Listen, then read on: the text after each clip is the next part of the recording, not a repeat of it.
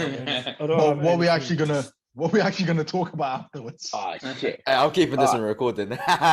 Okay, everyone, welcome to SABADO Sessions Podcast. We are back with a talk of the week, and we have our boys Mo and Indy.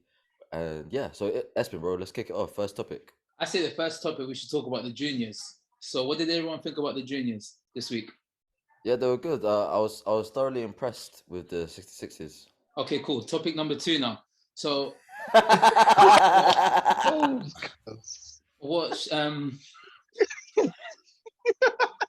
All right, I'm just gonna, before we get cancelled, right? Let me just give a little brief overview about because I watch juniors, unfortunately, like these men who obviously don't care a lot. No, we did. What are you trying to say? I was joking. We had a couple of 66 Mo, you watch lifters. juniors, bro. Now we don't do that. No. Nah, Mo. You heard it here first. Mo watches the juniors. Say no more. We don't do that here, you know. You come. We had a few 66s that almost our total. Like if Joey had competed, just to let you how competitive the 66 was. If Joey had competed as a 66 junior, he might have just barely won, right? So it was a very, very stacked competition. He had. What? Joey would have lost, you mean? Joey would have lost on bodyweight? Yeah, I think in his fight. Oh shit, did he? Would he? He lost, yeah. I didn't clock. I thought you watched juniors, bro. How don't you know? SB was in a different country because he thought it was fucking senior British, and he still knows what happened. Yeah, shit, that one didn't land well then. 93s, obviously, we had our boy Nathan who did wait. well. And we'll go back. No, in all honesty, though, yeah, the 66s was good. Sammy obviously won the 66s with a very easy third attempt deadlift. So congrats to him, man. And bear in mind, I don't think you guys knew, but the guy was absolutely like dying a week or 2 weeks out. He caught like a bug or some shit like that. So he didn't even train. I don't think he trained for like a whole week. So like Taylor.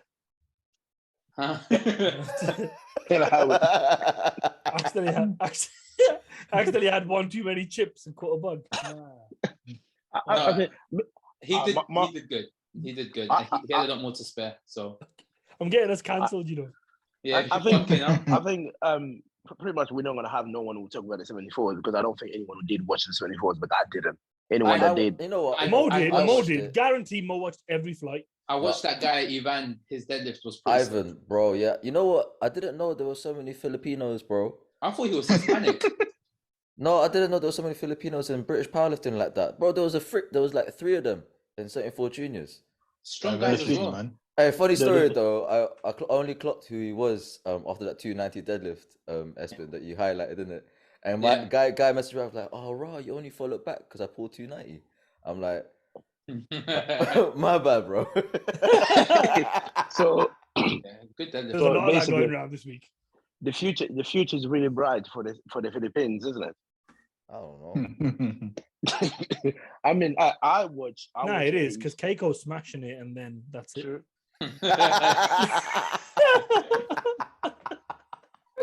Is Keiko Filipino? Yeah, bro. Yo, you call yourself a pundit, Mo the pundit. He doesn't even know where people are from. Keiko's Filipino.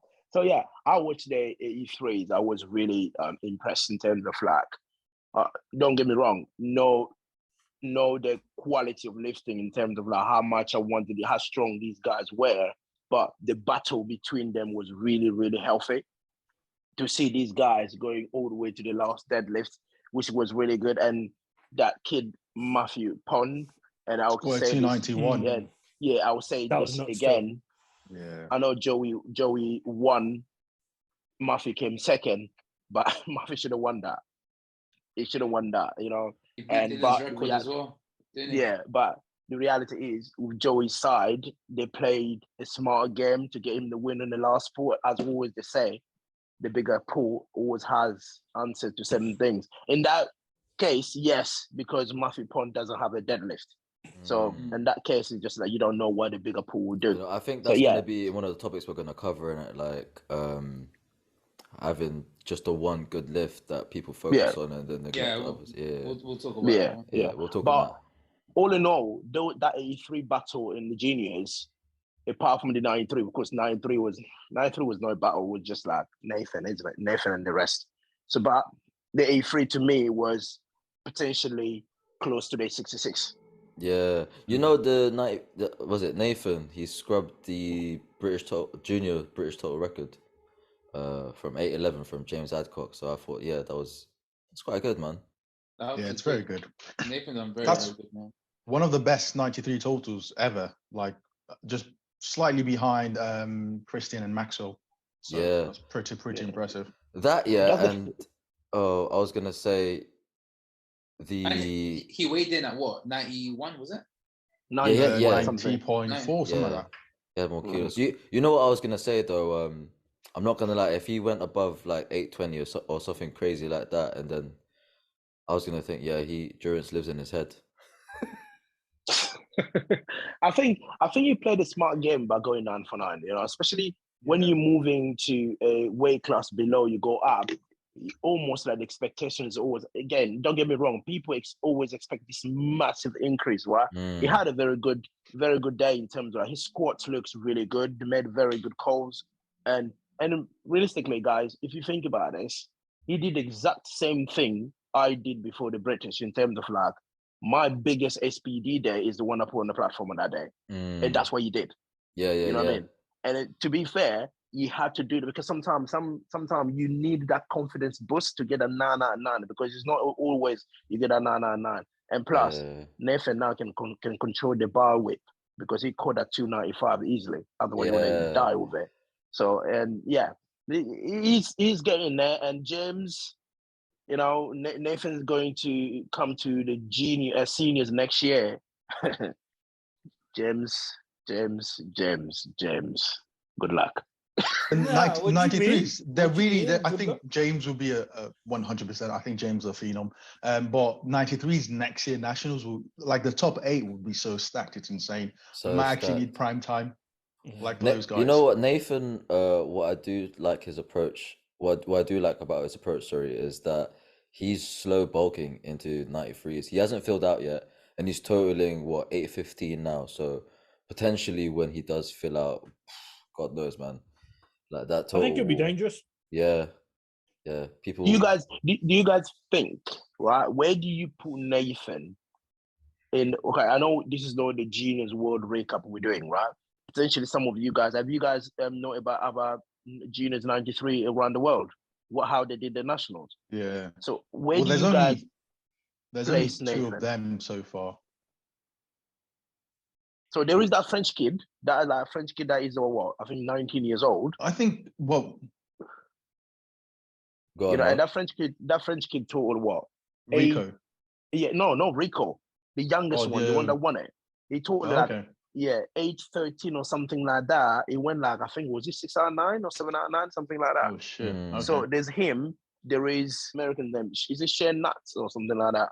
Oh yeah, Shane Nutt. Yeah. You know. So I mean, the 93 world will be very interesting this year. Very, very interesting. And then I'm glad and I'm happy the fact that last year we had James Sadcock, but it didn't work. But this year we have Nathan again that will be pushing for that top spot. So it's really interesting to see because it's always good to have your nations, isn't it, fighting for the top spot rather than people being like the 66, like 10th or 20th. Do you know what I mean? At least someone fighting for the top spot. It's always interesting.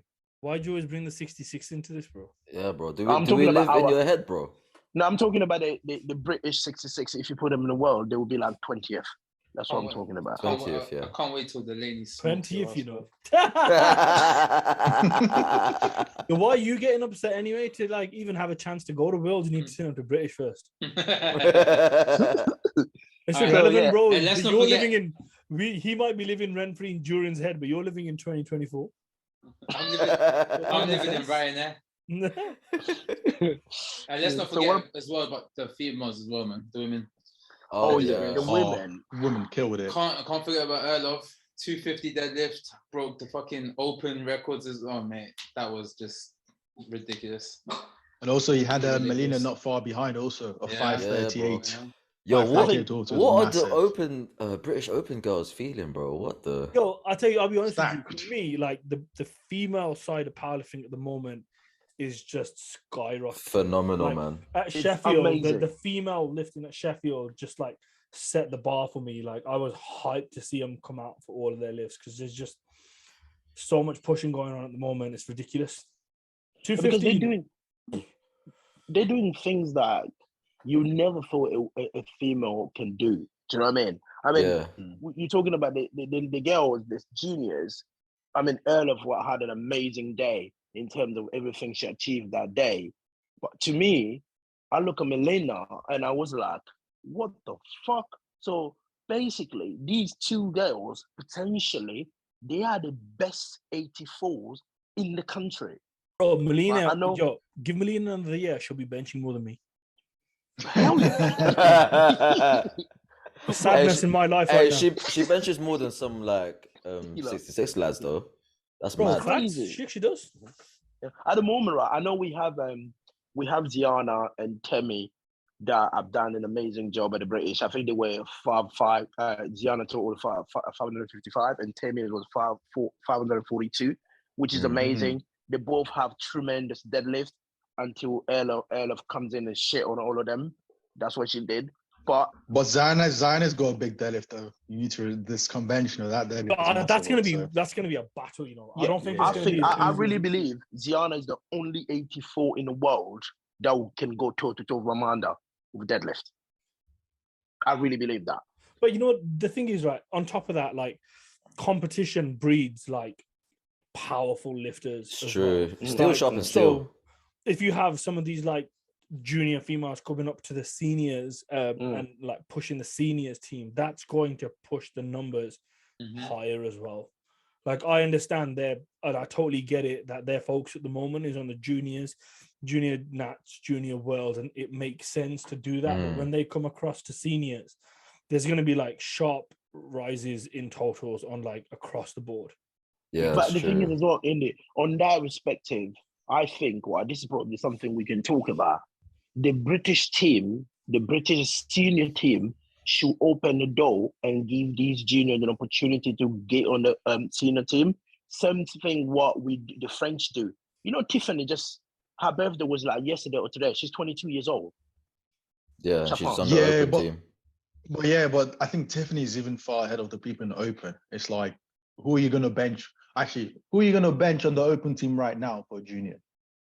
Us. I'm asking you, Juris, because you said we should give the juniors an opportunity. So put Earl in for who? Who would you? So we can't do that. They need to go to seniors. They need to come to seniors to be. Yeah. But most questions still valid though. Like, who would you bench? Because we've got 93s. We've got Nathan. You can't bench anyone. For the World Championship, it's too late, right? They should have been at the seniors to get a spot. But for things like the Euros that's coming after the World Championship, if Ziana and Temi do not hit what Earl has hit, give her the opportunity to go to Euros. But because we want the best 84. You could do, but she might not want to take that opportunity. She might want to go to junior. That's what I said. But if she opening doors, if she want to, give them the opportunity to do so. Right? Does that set a bad precedence though? As in, like, you don't need to go to seniors or like you don't. Do you know what I mean? Like, yeah, I get you. Yeah, but so that's okay. Does that mean, like, again, the same thing what we spoke about last time around? Did they set a bad precedent for Kieran not doing national last year but still being at the Euros? No, but I guess what Indy's trying to say, is that if you take away someone from the open team, the juniors is gonna get drained. One less person that could potentially do something for that junior British team. You know what I mean? They're both like the head coach for the juniors isn't going to be like, yeah, you know what? Just take my strong lifters, bro. But then there's the open, the A total. Have they got an A total or not? They don't do that. Yeah, they do. Yeah, the juniors are open. I don't know. Juniors. I don't think juniors don't do. I think so. But that the could be a juniors, difference there. But guys, the junior team, what's the purpose of the junior? The junior team is there to feed it to the open, right? Yeah, eventually. But they need to also be competitive. Do we do it right? Like the way the French, the Swiss, Sweden do it, like they do it in a particular way. Do you know what I mean? They like feed a lot into the grassroots. And they do it in a way that they're building their open team. At the moment, we have two separate teams. We don't really have that like building these for that end goal. Do you get what I mean? It's not quite the same as some of the other people do it at the moment. Makes sense. And so, guys, talking about it. So I know we have got a lot of juniors who could sit here the whole day and talk about how all the performance went. We just basically, for all the listeners that are listening to us, we're just picking the highlights that we thought was worthwhile talking about. It is mad. Yeah, it is mad though that the heaviest female pole is now a junior. But it has been crazy. Anyway. But no, there's also. I mean, one of the heaviest 105 deadlifts is by a sub junior, like Nonso, that 343. Some of these pulls, some of these, like, do you know what I mean? These numbers are incredible. Like, it's just it's mad. And then plus as well, people forgetting we have got one of the best 120 plus junior in the world in Britain. It's just because he's in America at the moment, he's studying. That's why he couldn't do it. Ray. We all know boring. And if we had Ray here, we're talking about he'll be pushing 900 plus. Is he still doing classic though? Is he continuing to train that aspect of it as well? Is he like just hyper focused on equipped at the moment? Because from what I've seen so far, he's just been equipped. So, but he did do the collegiate nationals though, and he did sick. That mean is banned, isn't it? Yeah. Because that's USAPL. USAPL, sure. So he's still young, bro. Oh, we'll have to speak about this, or will we get banned for just speaking? Anyway. Next. So the juniors, bro. I think our future is bright. So we all have to be excited and look forward to it. Yeah. Espen, go on, bro. Next topic, bro. Second topic. Oh, well, I don't know. What do you guys want to go for? Because there were 3 different topics. Choose, bro. Which one? I think we should just like dive deep into this whole coach drama that's been going on. Yeah. What about it? So I don't know. You tell me, Joey. You said no. You mean what did you say? You mean coach drama? You said. Yeah, this whole coach shit. Apparently, I don't know what sources they've come from, but apparently there's been a lot of people that have been sliding into lifters' DMs and telling them that, you know, if they were with them, they can do this and that. And apparently they were the wrong coach. I don't know, all this bullshit. So it's shady shit. This is. Can I ask a question? Can I ask a question though, just before we get started? So we know from like in sports in general. So if we look at football, if we look at basketball, if we look at even athletics to an extent, teams do poach athletes. You know, like Arsenal will slide into Chelsea players and go, "Hey, we can offer you a better contract." You know, head coaches or S&C coaches will be like, "Hey, I can give you a better training." So we know in sports in general, poaching is a common thing. Yes, it can be frowned upon, but it's part of the game, especially when you have athletes that could potentially make money in the future. Right. So when it comes to poaching in powerlifting, what you guys view on? I know it's a very touchy subject because obviously you're still. No, I'll touch it.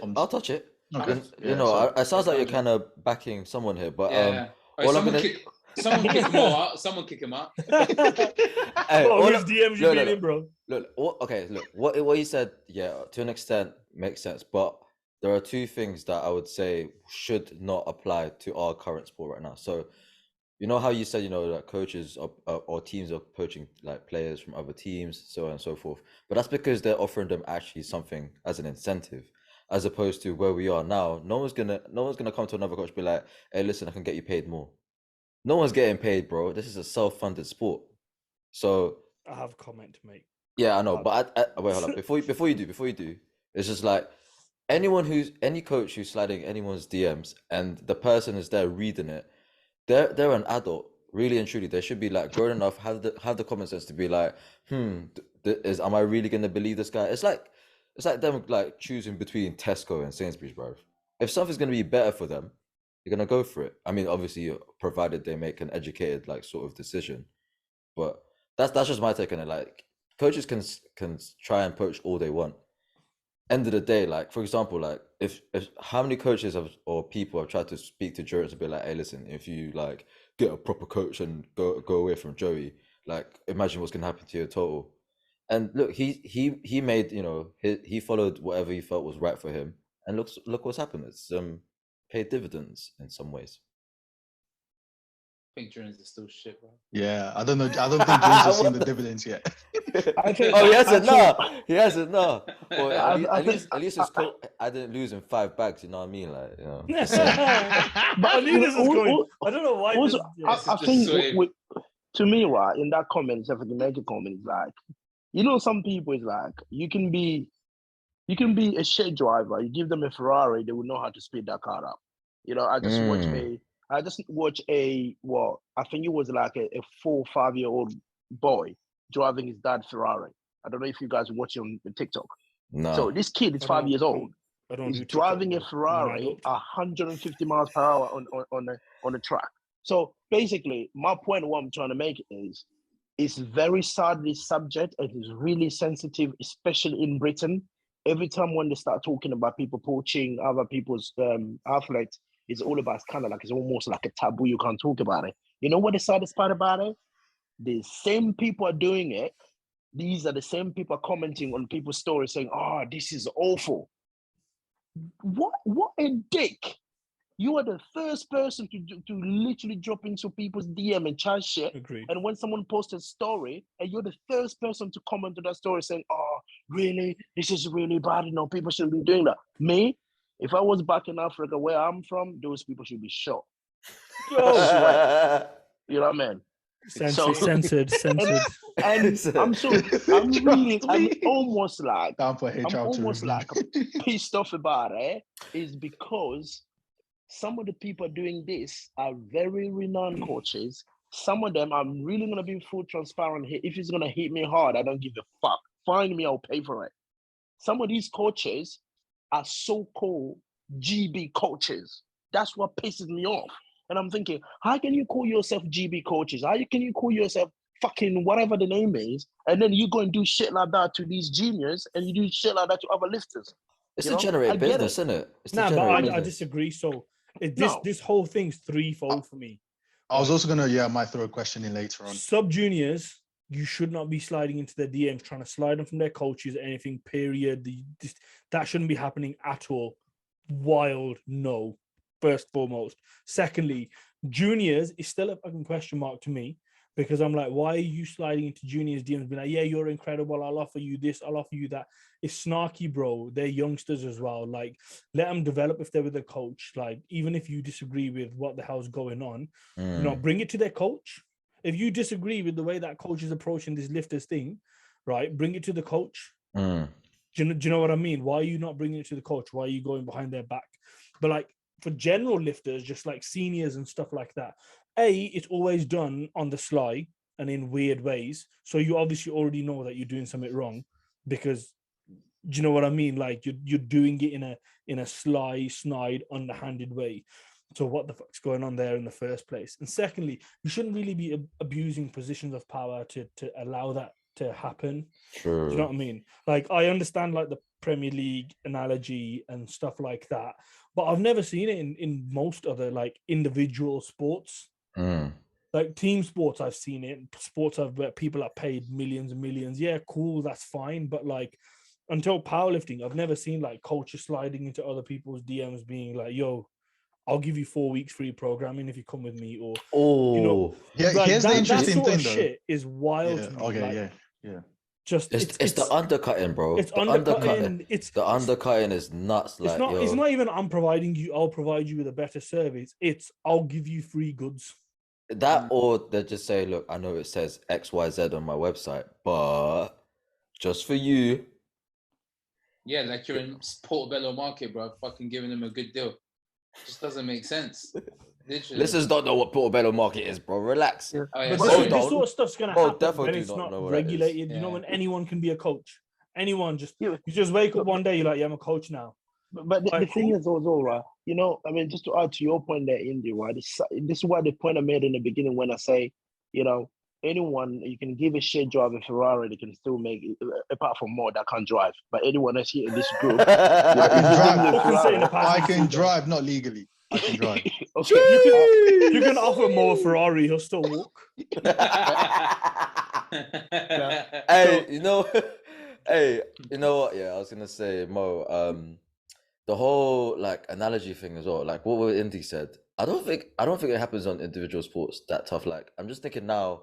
Like, I was gonna say though, if you think about combat sports, for example, they like boxing or martial arts or training camps, things like that. Yeah, you do get like athletes chain coach Yeah, fairly frequently. I've never heard like of a coach saying, "Yo, this man poached this man."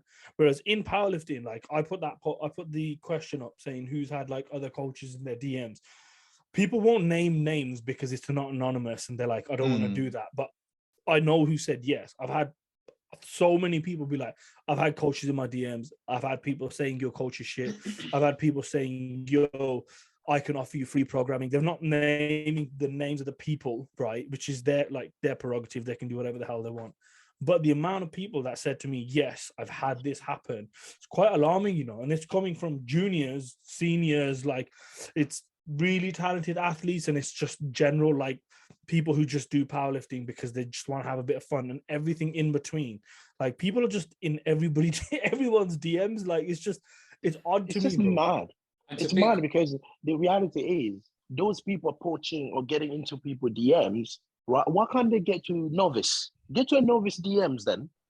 They're only going to people that know they can see the talent is there. You know what I mean? Yeah. Like someone like me, like Joey gave an example about me is, yes, I didn't win the British like when I started for the first 3-4 years, but anyone could see it.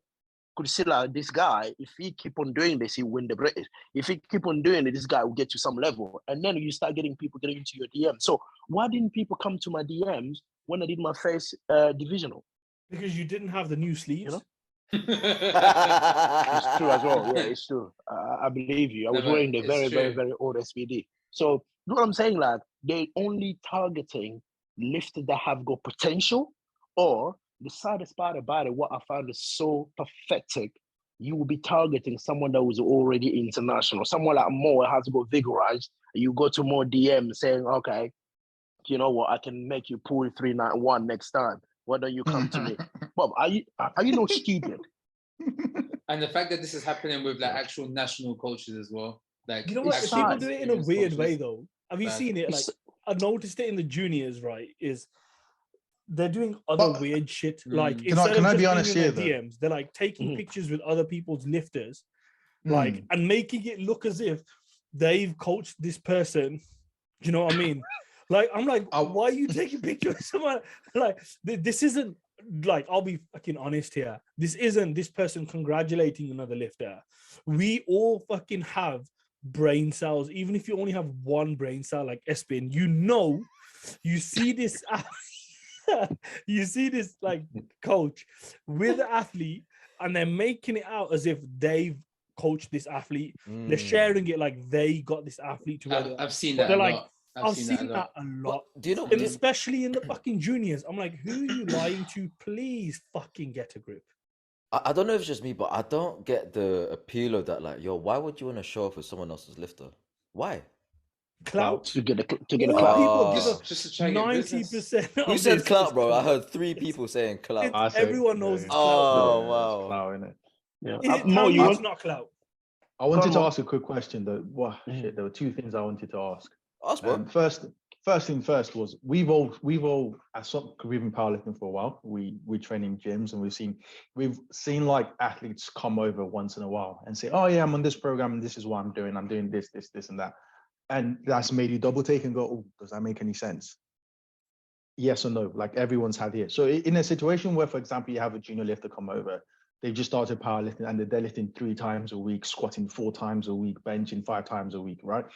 Is there a gray line where it's not okay to poach, as to say, but to go, hey, you might want to get a second opinion on your program because I don't know if you're currently on the right trajectory for where you're supposed to be, or is that an overstep on your side? I don't think that is. Like for me, it depends on what your intentions are. Like no one else can know what your intentions are. You can lie about it, cool. You can bullshit, cool.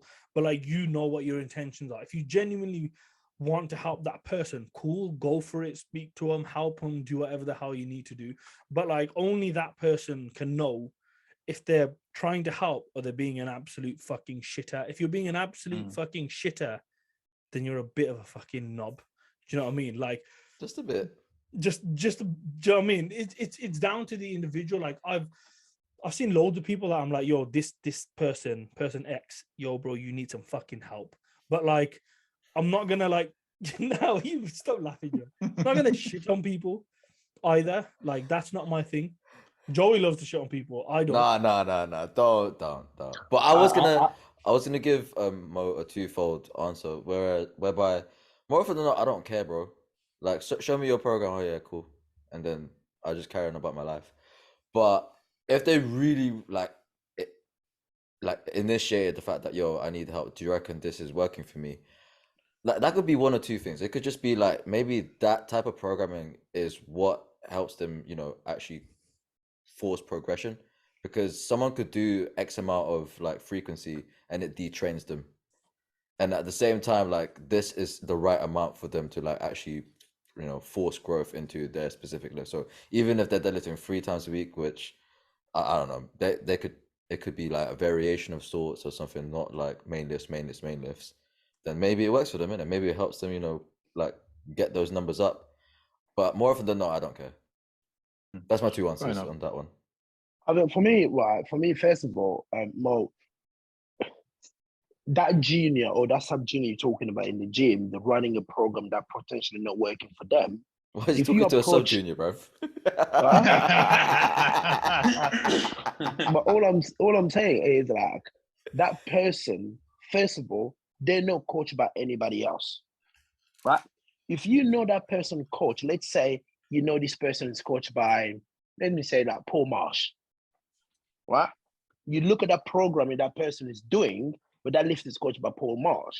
So for you to approach that lifter and say, oh, why don't you get a second opinion? No, as an international lifter, as a very experienced lifter, what you do is you go to Paul Marsh. You say, oh, I saw your lifter doing this and this and this and that at that age. I really didn't understand why at that age you should be doing this. And you speak to that, his coach, and he will tell you the rationale behind it. Because again, at the same time, you as a person, you will learn something new. And secondly, if he's doing it wrong, he will fix it for that person. But if you go to the kid and saying, oh, listen, I can do this. No, but that's not the general consensus though, because I think what made this come to light is that coaches are just trying to show that either they're better or just can do much better than their current coach. Also, so let me just business. Yeah, go on. Let me just quickly I've got throw this. After more. Okay, I just wanted to quickly throw this because I know we're focusing heavily on the coaches going into the M's to poach, right? But is there also a sense of athlete responsibility, because you will get athletes messaging other coaches going, "Oh, this is the program I'm on. Does this make any sense?" And some people will also entertain conversations where a coach might slide in the DM and go, "Oh, how are you progressing?" And then they'll start talking in a manner that enables the coach to also try and reach out to see if they want to come over to their side. So I don't know if we're also missing out on that athlete part or contribution to the coaching process that could happen. Let me talk on this one. So there's 2 points to this, right? I think we've all come up with some good points in terms of like why, like what you should do in that situation. Like maybe, give your 2 cents, go through the right approach by talking to the actual coach and that. But what we haven't spoken about is the whole financial aspect of things. I feel like unlike us, or like unlike any other people out there, maybe I don't know how many, but there are a lot of other people that go into this seeing money. They don't give a shit about lifters' progression. They don't care about, focusing on programming properly, like learning stuff themselves to, put into their blocks specifically every single month. They just see funds. They just see 80 to 100 pounds to 200 pounds a month for that one specific lifter. You know what I mean? So they don't really care about who they're with or what they're doing. All they want is for them to work with them necessarily. So, and I've seen it a lot as well in gyms. So people will just randomly, I don't know, walk up to someone that's doing the lifting correctly and be like, oh, that's not how you do it. Let me show you how to quickly do it. Oh, are you being coached by anyone? Yeah. Oh no, he's doing it all incorrect.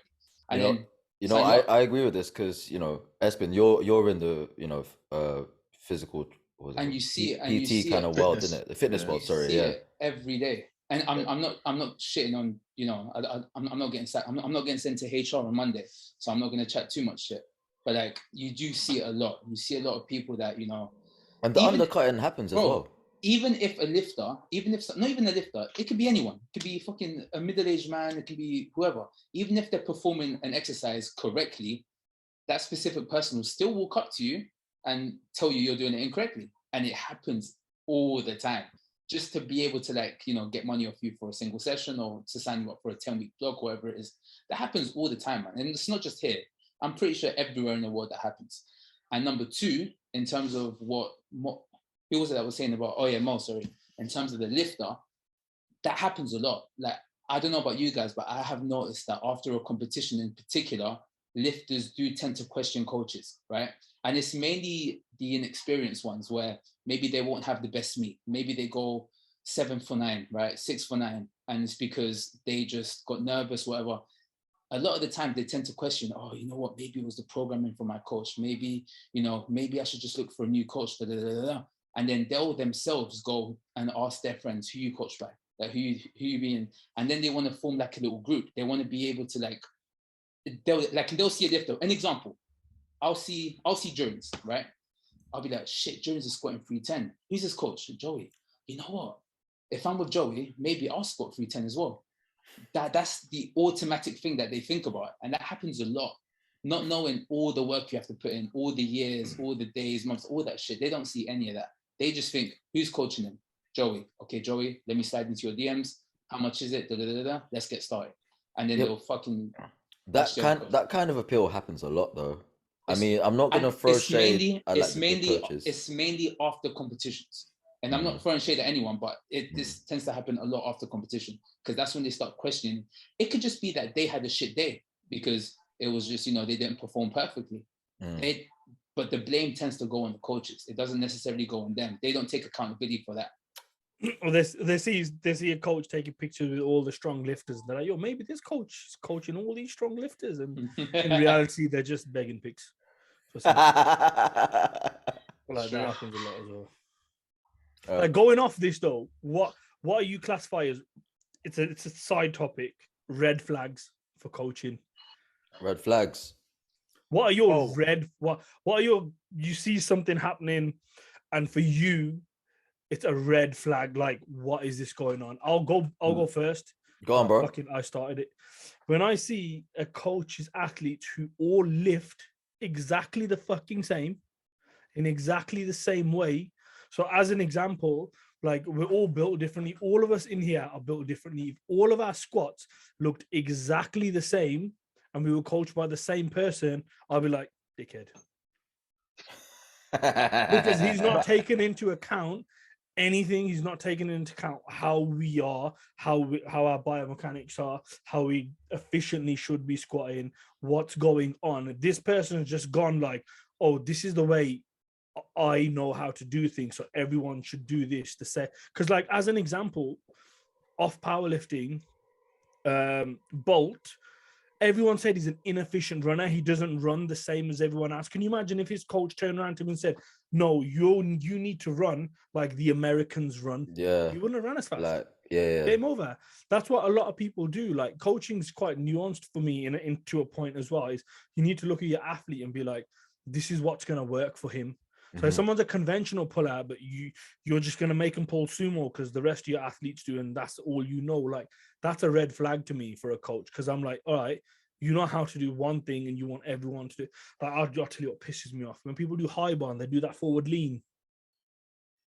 Why, bro? Why are you smiling, Mo? No, but what's the, like, do you know what I mean? Like, no, I get you. And I wasn't trying to send for Mo, but like, I've seen it happen. If I had a red flag, I'd do it, bro. Honestly, that's you know what? I thought you was trying to look for a red flag. Bro, I got no red flag, bro. Unlike Mo, I don't have a white flag here. Right? Hey, no, you know what? I thought of a red flag. A red flag for me is, we spoke about it extensively in the group chat, but like, when coaches just focus on the one lift for their lifter, that's mad. Because powerlifting is 3 lifts, bro. Ain't no one gonna total a big total if they only focus on that one lift. One lift is not gonna get you up there, like, with the big boys or whatever people want to call it, like in the top ranks. You need at least 2 solid good lifts and 1 decent lift to be like in the potentials to be like number 1, number 2. If you have 3 strong lifts. But the thing is, like, Indy said this, right, in the group chat.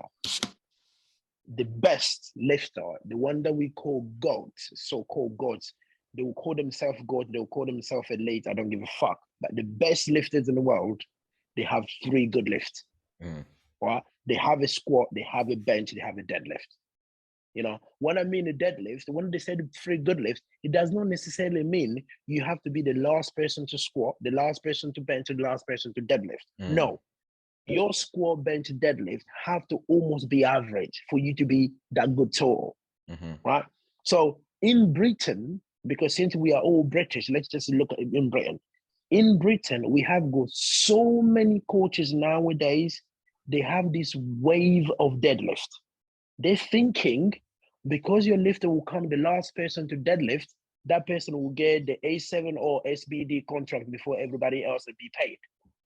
Do you know what I mean? So, and they believe, oh, you know what? If my lifter is the last person to come out of pool, he's going to be on BBC. No, mate, you're not going to be on BBC unless you wear yourself a vest to bomb people. That's it. You're not going to be on BBC, you know? Only if you are. Did anyone hear that? You know?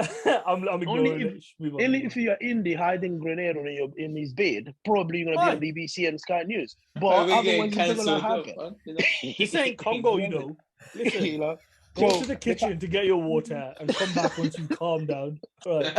Man's living in the sticks, now he's giving it 10, you know. So you hide some grenade in between them gaps in your teeth. Listen. Oh, what days, man. I go back there. You standing with me. I go back to flossing with your barbell, you know. Like that. Anyway, but I agree with Jurins. Big pullers don't win anymore. Like if all you have is a big pull, you don't win any. So as an example, let's just give an example of the 120s, right? Tony's at a big squat. Tony's at a big bench. Tony's now hit a big deadlift as well. And my squat is what? Let's say my squat's 320, my bench is 170. I'm pulling 500 to win. Like, what? Do you know what I mean? Like, it's impossible. Like, just having a big pull, don't win anything anymore. Like, just having that one lift wonders. They used to win because like the standards of powerlifting weren't high enough. But now that the standards all across the board, every single weight cat other than 66 juniors is like really, really like pushing. 66 seniors is really pushing. What? So in the UK, in Britain. So you got to have all 3 lifts above par at all time for you to be considered. Because like, all right, any weight cat in the UK, seniors, name me one where you can win by being good at one lift. And that's just the UK. Probably 59s. Even 59s? Maybe we could say, personally, I believe it could be only Espin with his mediocre bench press and then a massive deadlift that doesn't even think it relates to his body weight. Do you know what I mean? So, yeah, but he's a 74 now. Yeah, it's true. Yeah, true. I mean, his cheeks look fuller, bro. Come on. Since we spoke about the red lights, Joey, I think the red lights or red flags? Red flags. Sorry, the topic we spoke about. Mo is gone. Mo is gone because he's the only one that get red lights in the last day. He's not even here to back himself, bro. We started talking about big pulls and Mo disconnected. I mean, that deadlift flag is really common in Britain, right? I've had a coach, one of the renowned coach in this country, came to me and said to me, to be fair, you're a big squatter, but your squat, nobody cares because no one will talk about your squat. People will talk about a bigger puller at the end. So all I care about, if I come and watch someone pulling big at the last, someone being the last one to pull, that's what powerlifting is all about. I was like, mate, how many world championship or how many nationals have you won? How many GB single have you got? If you how many Commonwealths has he won? You know what I mean? Exactly. How many Commonwealths have you won? How many All England have you won? I mean, it doesn't really matter what he's done himself, like as a coach. What his lifters have done. When I say have you won, I'm talking about their lifter. Oh, their lifters. The lifter they believe they should be. Because the reality I'm not gonna lie though. If he whatever he said doesn't hold any water, because I mean, look at Enna. Like, no offense to him, but he's an amazing puller. But look what happened in Euros 2022. When all that thing's riding on one lift, that's a lot of pressure, as well. On top of that, like, so I think one of your lifts take you from 5th to 1st. Like, this is the thing about, like, we were talking about like bigger jumps as well. The same thing with like having really, really big jumps is a single missed lift is then also a massive chunk. off what you're capable of as well. Another red flag though, just before I forget, is and this one fucking annoys me. I'm sorry. Is when coaches see international like lifters / coaches that have a lot of clout, a lot of followers that, you know, come up with an exercise and then they end up fucking programming it for all their lifters. And I'm going to give you an example here. The perfect example here is Chance Mitchell. There was a period where Chance Mitchell will post an exercise that blew up his deadlift or blew up his squats.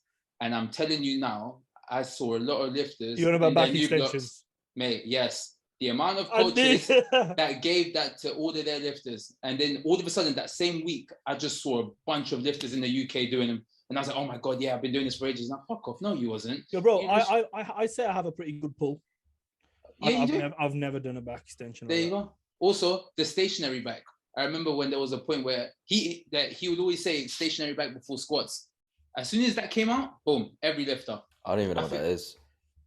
On the bike. Just a bike, bro. Just bike, riding. Bro. 20 minutes on the bike. Oh, right. I thought you said stationary back, not bike. No, bike. Sorry, yeah, sorry. Mo, we can't hear you, mate.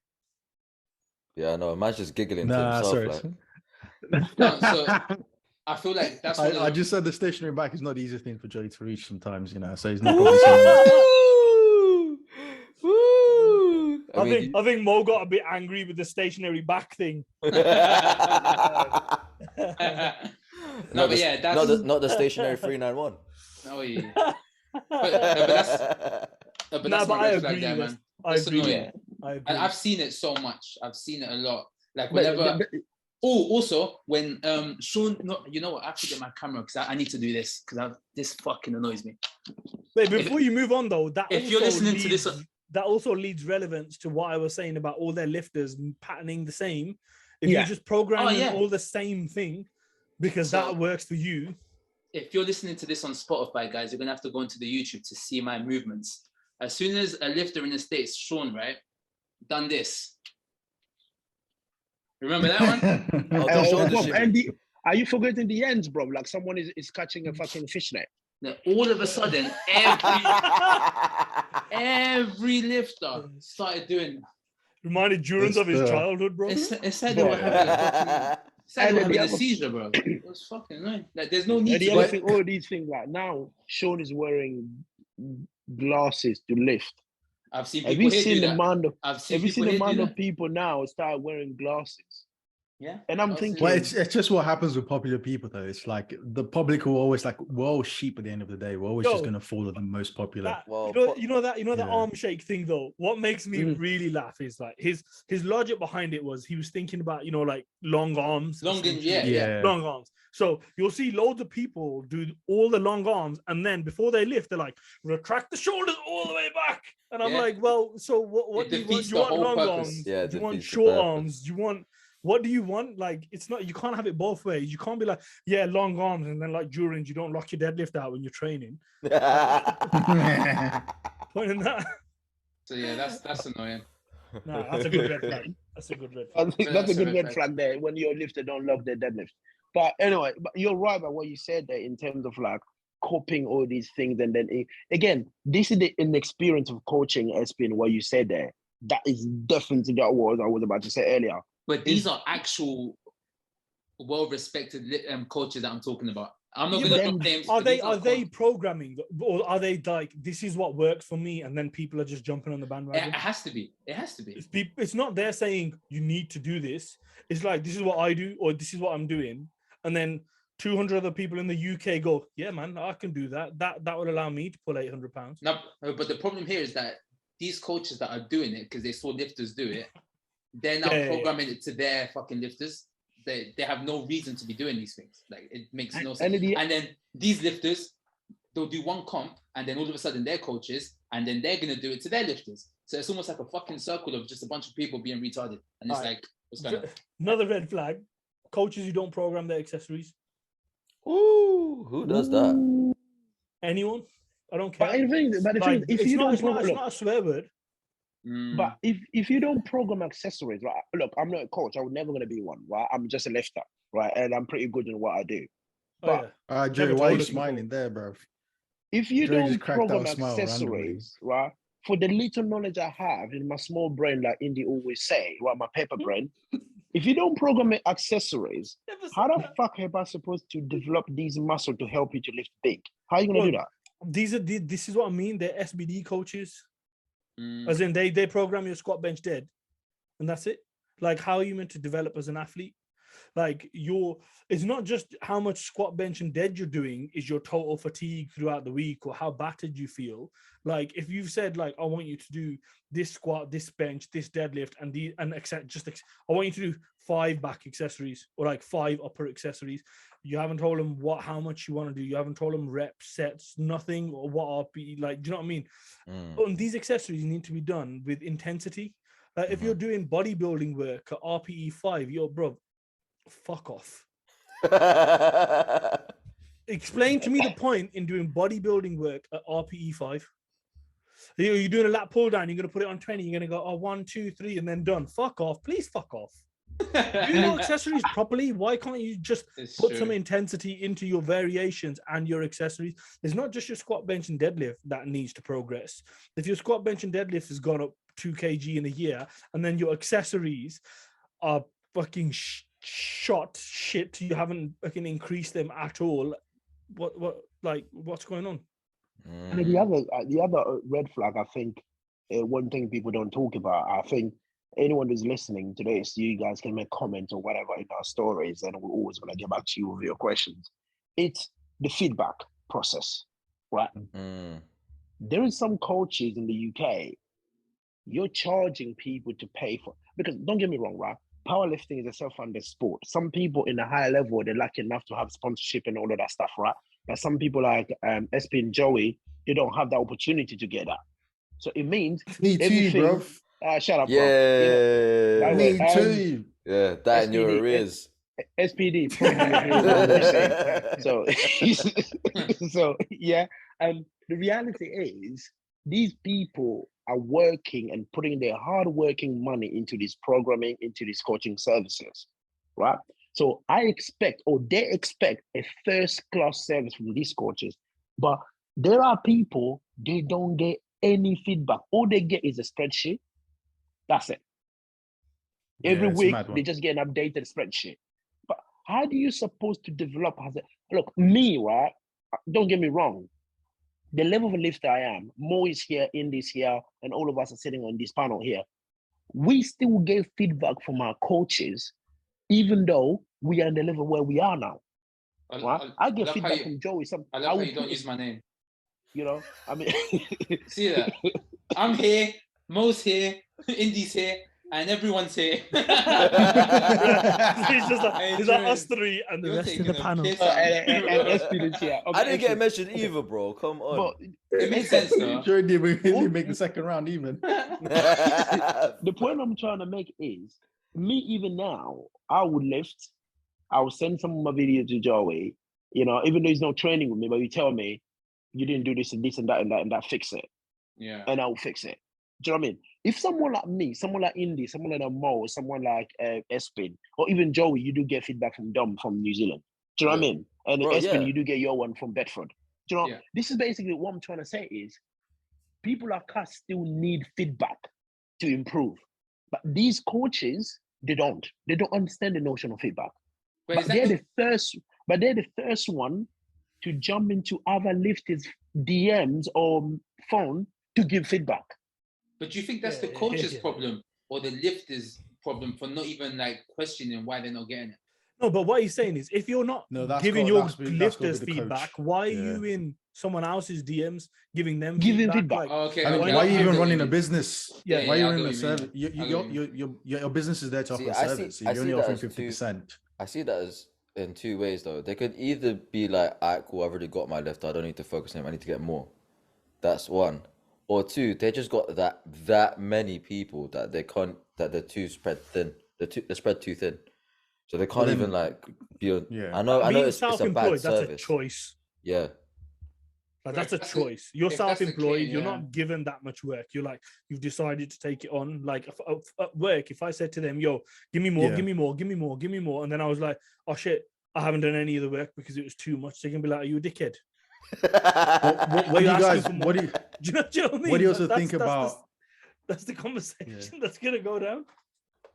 'Cause I have heard some coaches argue that there is this self-development that happens as an athlete. So if an athlete is in your DMs every single session going, oh, I've done my last time off an RP6 single, or this is the back down set I'm going to do for source RP5 by 5, you know, almost like the athlete is being over cued, like almost being babied for every single thing. Okay, you know, so is there a line where you need to draw a difference between not responding but also giving the athlete freedom to make decisions on their own? okay, That's how to- you develop as the athlete. Like you Yeah. giving them like a check-in date, check-in times. You say email me. Like if you give athlete free reign and be like, yo, message me 60 times a day, he's gonna do it. Well, it's in the programming as well, though. Like, if you want to give them a bit more autonomy, then yeah, give them the RPEs.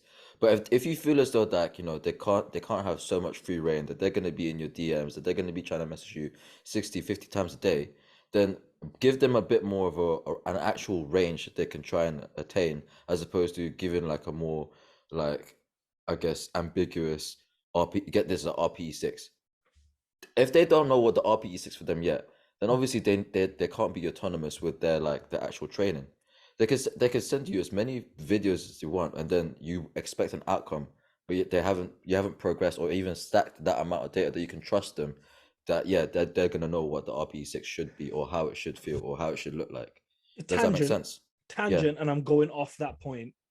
As a lift, I ain't a coach. I've never said I'm a coach, but as a lifter, I fucking hate RPE 4, 5, 6. Like personally, I'm like, if someone programmed me RPE 5, I was like, yeah, I'll just go fuck myself. How do I know when I've got fucking 5? Do you know what I mean? Like RPE 5 to me, I was having this conversation with someone else literally before this. What the fuck is I know what an RPE 5 is, but how the fuck? It's hard to quantify. Like I can't quantify 5. I can't even quantify a fucking 6, bro. At 7 is where I start to be like, okay. Durance is gonna say he's never worked with RPEs. Yes, because I hate them, and I told Mal to share when we had him here before. I said, look, May, fair enough. You discovered you brought something to powerlifting that almost changed the game, right? And you're a legend for it. But I will sit here and tell you, it's shit. That is a personal opinion. It's shit. Reps in reserve. It's not shit for everybody else. Yeah, no, I agree with Indy. Yeah, to me, it doesn't work, right? Because the only reason it don't work is most of the lifters, right? 90% of the lifters we see on our Instagram, or even people we see in the gym, they read their RPE wrong. I said this before. People came back on me on my DMs. I said, look, a lot of people we see in here nowadays, oh, that's an RPE 8. But if I tell you, son, can you load that weight and do 2 more reps? They will die even going down. They do one more, they'll die. It's that RPE8 syndrome, bro. All powerlifters you know what I mean? have So RPE8 syndrome. To me, Everything's I believe, they just it's moving like Pana. Pana. He's like 8. He's 8. I mean, the funny thing is that going back to the red flag I said about the feedback is, I know Mo and you guys talk about the athlete development in terms of like not being on the coach DM all the time. Guys, when I'm fucking paying you £250 a month on coaching, I expect you to fucking be on the phone. Hey, whoa. No, this is nothing to do with Joey. There's nothing to do with Joey. I'm just saying. That's someone's rent, you know. Hey, you're only saying that because you missed out on 5 bags. Anyways, go on. Hey. Of course I missed out on 5 bags. If I was coaching for 250, I can earn that in 6 months, bro. That's calm. Mo, you rent 250, bro. I'm moving where you are. Where you at? Bro, you know, I'm in the wrong job. You can rent for 250 Newcastle. Let me write my resignation letter right Let now. me just ask you that, right? Let's remove about what I said you paid a month. What's the average coaching price in the UK? On top of your head, just give me one price. I would have thought it's like 100. Let's go off 100. Let's go off 100. Okay. But I'm gonna ask the question though for you guys later, because obviously pricing for coaches are thin. We said 100, right? I said to you 100. We agree with 100. If I pay £100 for my Sky, and then my Sky is not working properly, do you think Sky will tell me this is the time you have to call us? Don't call us in the morning. Don't call us in the evening. Don't call us in the afternoon. Well, they actually do have set times where you can call them, to be fair. Yeah, but that set time, right? Let's go to coaching. Because Espen, I'll go there. He's the exact same coach. One of the coach I know, my coach wake up at 10 o'clock until 6 p.m. I can coach you in that range. I can call you in that range. Yeah. Do you know what I mean? So if you give me the set time that you guys are talking about, oh, I don't get feedback, I don't get that, me, I'm just not going to pay you. I'll make sure you give me a 12-week program and I'm not going to pay you. Simple. But, you know, going off this exact same thing about like programming hates, this is me, right? Me as a lifter. Like, this isn't like, oh, if your coach is doing this, then fucking don't do it. This is what I fucking hate. RPE only based training. Give me a fucking number, bro. I've paid you money. Like, I don't want do a single at fucking 8 and then do 6 fucking sets of back offs at 6. Like, I've not paid you so that I can do my own damn fucking program. It's like, yo. Like, it's like Paper Sky. It's like Paper Sky, and then they just send you the components. They're like, yo, build your box. Build your fucking box. Yo. Oh my day. Make your own satellite, launch it into the fucking sky, and fucking get your own shit. You know what? Lay your own fucking wire to the box, dickhead. Pay me. I was gonna say, okay. So that's what it feels like to me. Just to counter it. Nah, it's me. I do. Yeah. It's a lot of people hate the RPE based training, or a lot of people like it. Give them a number. Why not a number? Because like, as an example, right? We're more advanced lifters, so we kind of know how our bodies are feeling, what we're gonna lift. But like, especially as a novice lifter, if someone hasn't lifted before, you like do a single at 8. You do a single, it feels like a 6. You do another single, it feels like a 10. What are you gonna do? Like, some people do that though. Some people are so fucking dumb, they don't know what an 8 ever feels. Everything's an 8. I've seen lifters grind fucking 40 seconds. They're like, oh, 8. I'm like, no, it wasn't. You've literally shit yourself. You know what? It's the incrementation as well. Like, I mean, 170 something, right, could be an 8, and then they go, oh, maybe, and then but they're meant to be going for a 9, and then they go up like, I don't know, 5 kilos, and it still feels like an 8, but then they go to like 177, and it's like, shit, that's a 10. So how do you get the 9? Some people might want that autonomy, and like, I want the RPE based training or reps in reserve training only. I know what I want to do for myself. Like, even though I do know what I want to do, I've done a full day. That's how you get broken, like Mo, though. I've done a full as a lifter who likes, say, I enjoy RPE based training, and I'm gonna. I wonder why. Reason why I enjoy. No, but are you not giving any numbers at all then? No, so I'm giving reference numbers. So, for example, I already have. But you still have a number. So, if someone says, I want to hit this number, it should feel like an RPA, or it should feel like you have 2 reps in reserve. Beautiful. I know this is the number I'm hitting. I know whether I'm on track or not on track. But if I'm coaching you, or your coach just sends you a program, there's like Monday, 1x1 8, 3x3 7, Tuesday, 1x1 9, 3x3 8. You're just looking at that program and be like, dickhead, I am not a calculator. Why you just send me random numbers? I've paid you X amount of money, and you've given me a fucking code. This ain't the Da Vinci Code. I'm not. Yo, you know what? Man's treating you like fucking Tomb Raider. Yo, here's your shit. Let's bring you back to program. Do your shit. And if it works at the end, I'll be like, yeah, I'm a good coach. And if it didn't work at the end, he'd be like, oh, mate, you didn't pay attention. It was a 9, not a 9. I can't even defend RPE based training. But especially if people are paying like 100 quid, 200 quid, if you're paying 250 quid a month, and you get an RPE only based training with no accessories, yo, bro, I got a program for you. You know, I'll sell it you cheap, 50%. This you, what Indy's poaching? Remember, that's Indy poaching right here, right now. I'm gonna start going to people's websites and then get that price and be like 10% best price only for you. I think my last before like we move on from this, my last red flag. I think it is coaches that increase numbers or kilos during training sessions.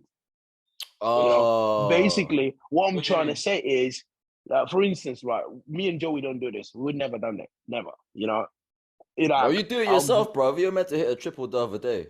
Just That's say why it. that's why I did the hand thing. You know the memes. Yeah, I You hear. had a I triple, hear. and then you were doing. I hear 5 because I can. I read my program wrong. Anyway, don't. So don't wait. Okay. So Joey was right. You were meant to be a 3.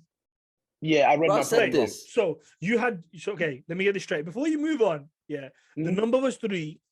You hit 5, and you're an accountant.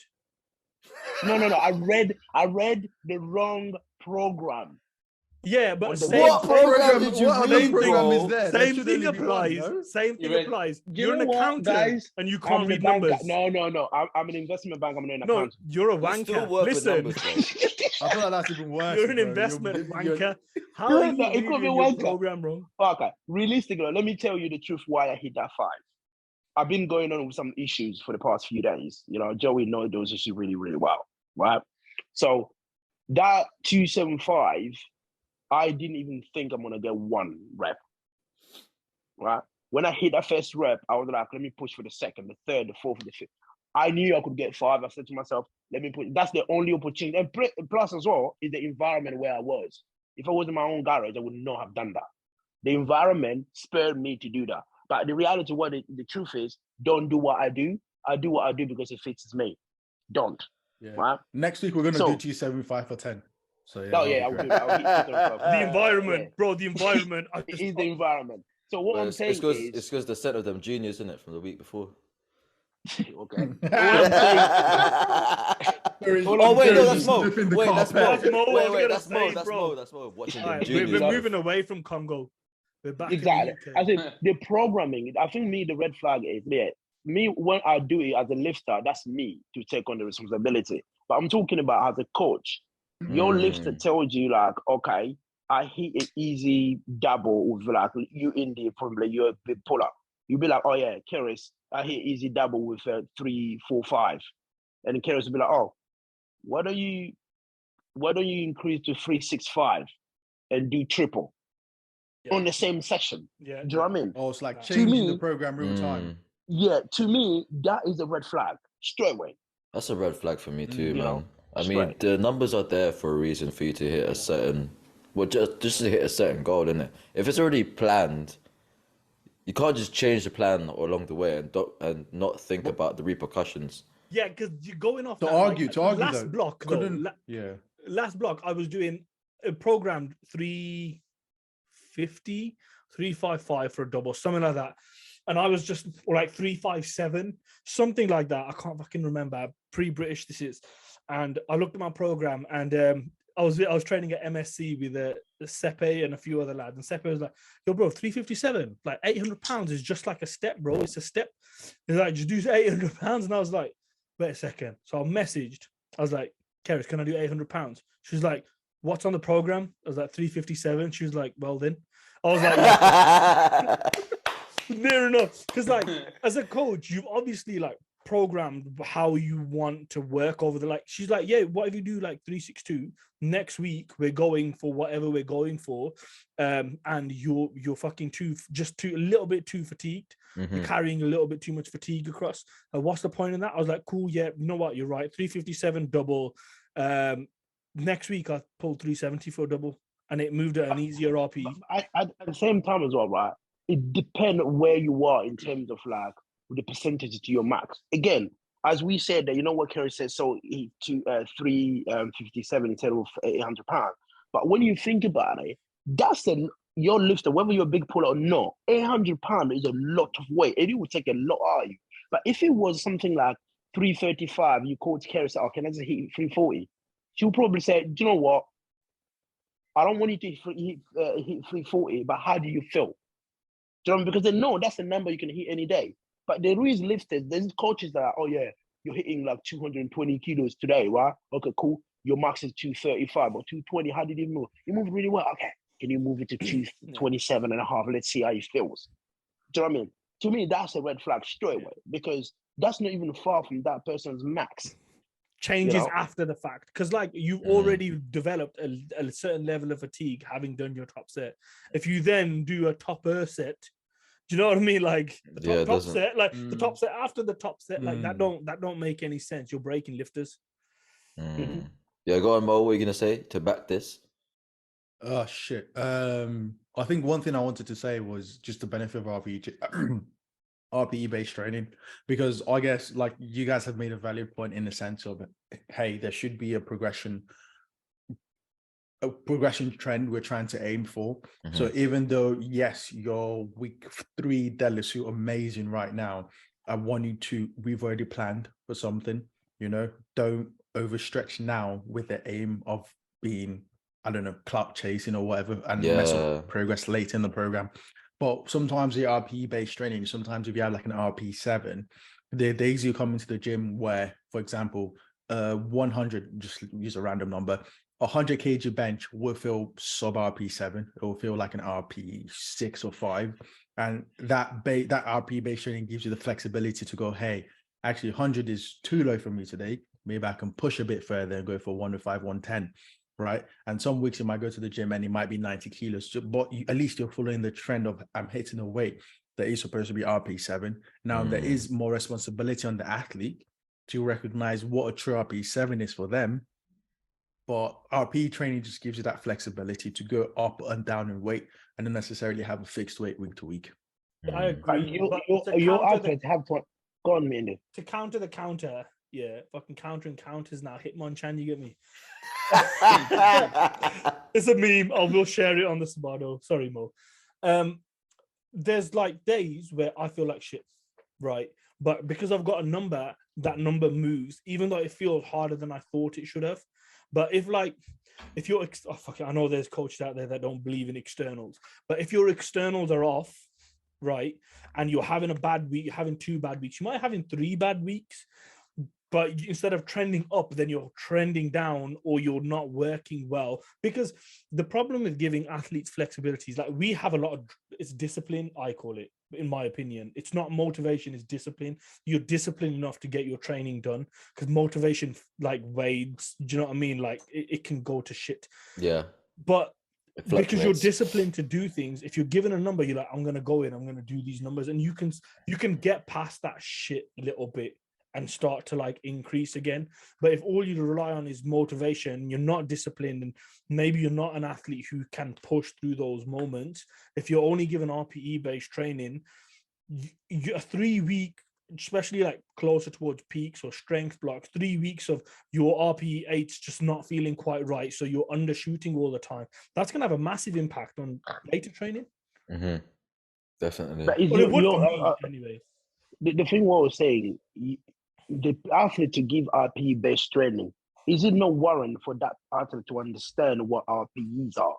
Because again, what Indy said there, you can't just give a novice RPE based training, because they don't even, I mean, even me, I can probably say I'm a decent lifter, but I still don't understand what RPEs are. Joey can put RPEs on me, I will be like, what the fuck am I supposed to do? I don't even know. I don't know. The thing is, the funny thing, I scored 290, he moves the same as a 280. So I don't know which RPEs that is. But if you ask me, how did that feel? I'll tell you that 290 felt like it's going to kill me. But anyone that watches it, what did I make? The speed was the same as the 280. I was like, no, man. It felt fucking heavy. I can't do 2-3 reps on that. You know what I mean? So I don't understand this RPE thing where the line is for me. So that's why it's like, for me personally, I think RPE should be for the lifter that understand the number one, and also that works for them. Because nowadays, it's just like becoming like that velocity trucker shit. Do you know what I mean? It's the same concept. You spend like £450 on that dumb shit. People still can't fucking make the team GB, but they're still using it. Why? I was about to buy one, No, but like, you know what? Mo, you're an exception though. You're an exception. Jurin said it in a particular way, but like, the normal way of putting it, and I understand, is it's like, the sleep watches that you have. Yeah. Like I had one on for a little while. I was like, track your sleep, and I woke up. I'm like, that was a banging sleep, and the sleep watch is like, now you had a bad sleep. I was like, fucking hell, bad sleep. Or like vice versa as well. But like more times than not, my watch is, I'm like, I'm ready to go for the day, and the watch is like, bro, how are you not dead? And I'm like, fucking hell. What the fuck? Do you know what I mean? Like, it negatively impacts. So even though it's a very good tool, and I know people use it to a very good effect, and I understand how it works, and it's fine, everything's great, dandy, brilliant. It's a reference point at the end of the day. It's a reference point. Yeah. But like sometimes how you feel is how you feel. Like if a lift feels really, really good, like for example, can you imagine Panna using a velocity tracker? By the time it's finished his lift, it's turned off.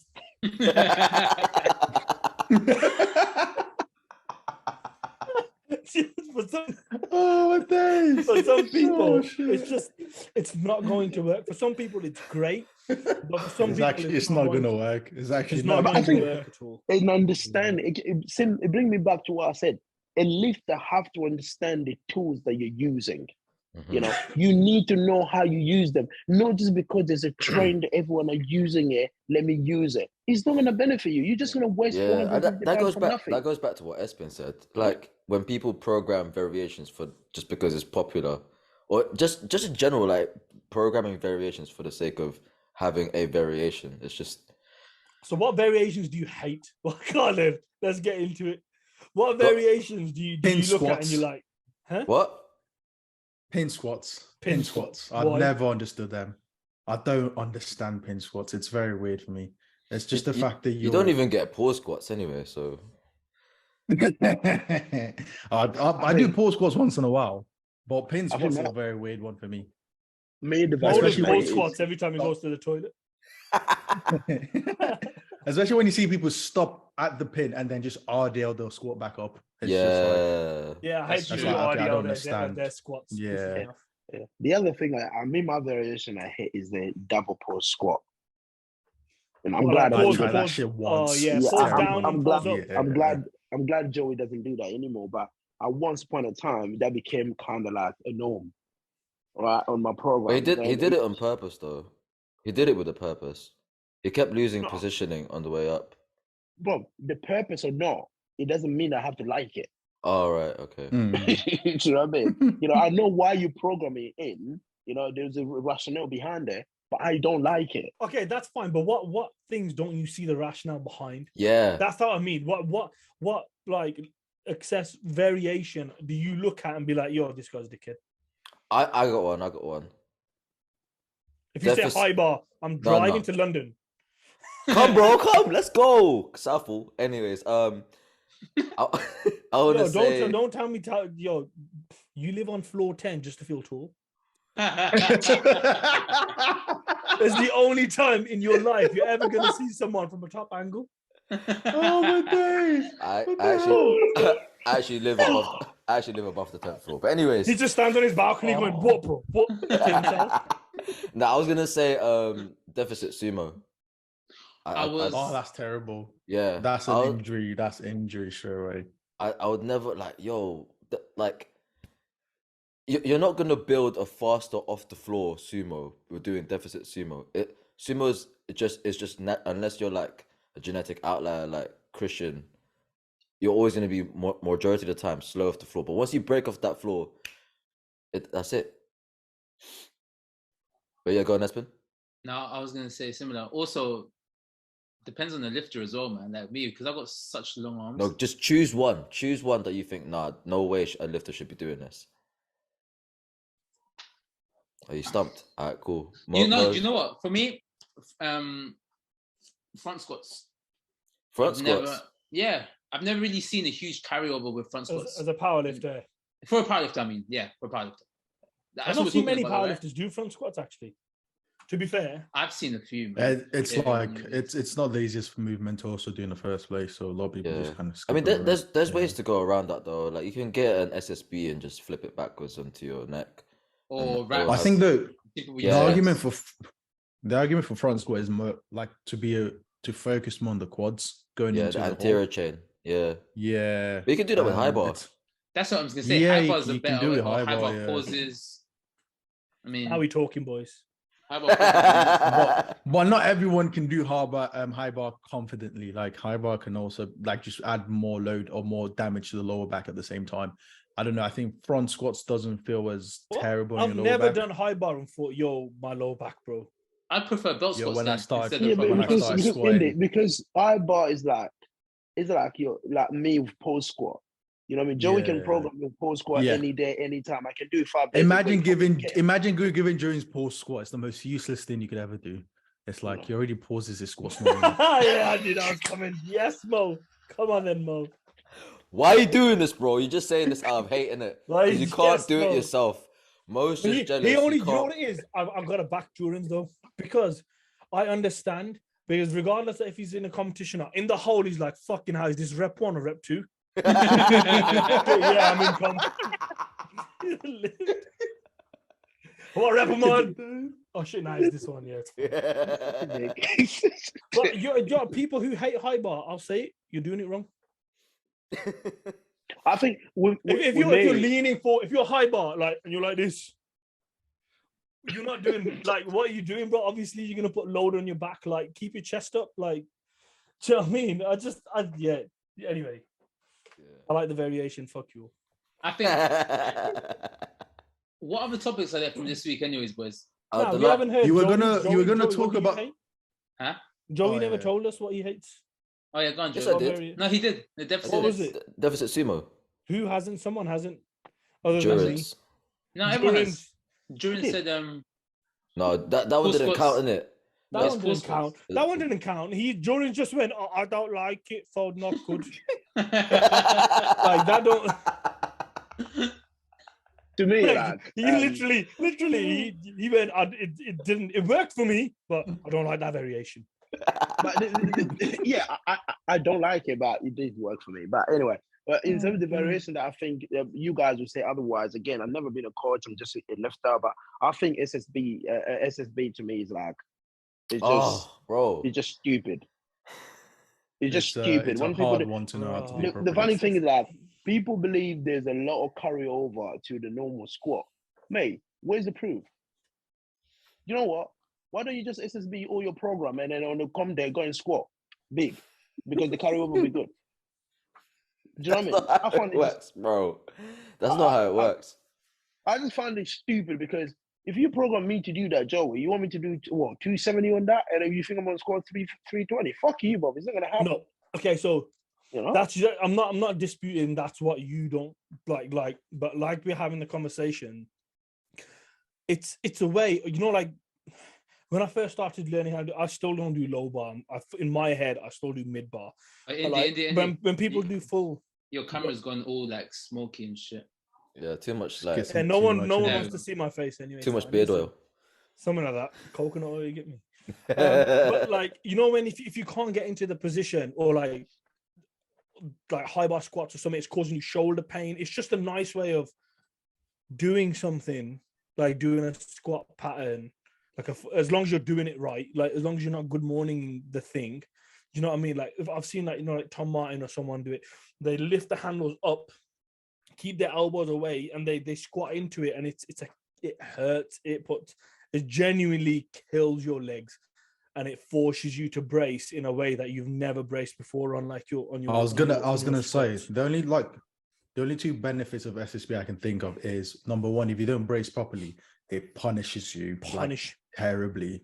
And then the second thing is, if you have shoulder issues, then it's a decent alternative to squatting. Yeah, that you can still load your legs and still do some sort of squatting pattern.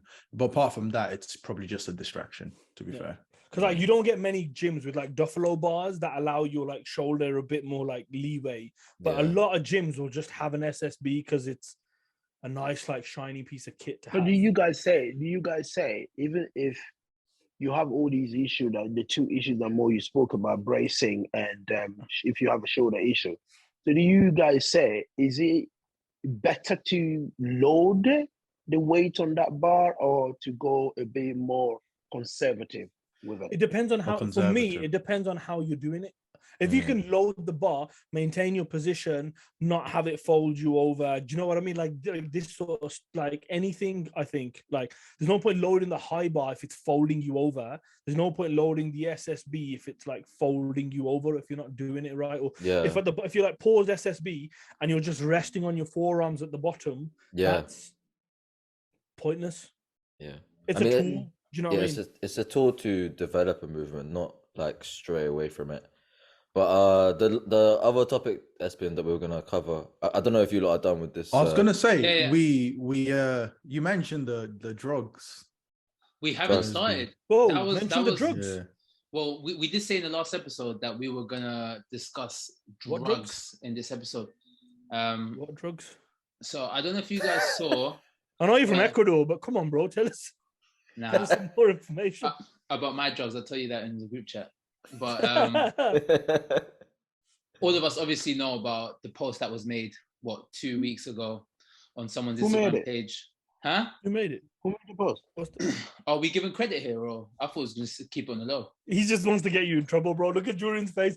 Genuine, fake concern. Who made it? I don't know who made the post. Really? Someone did a post. Well, I don't know. Oh, you know what? I didn't even print screen the post, but there was a post made by The shittest acting ever. someone called Mina, right? I think Okay. I don't know exactly what the post said though. If someone can help me out, it said something like, It said, yeah.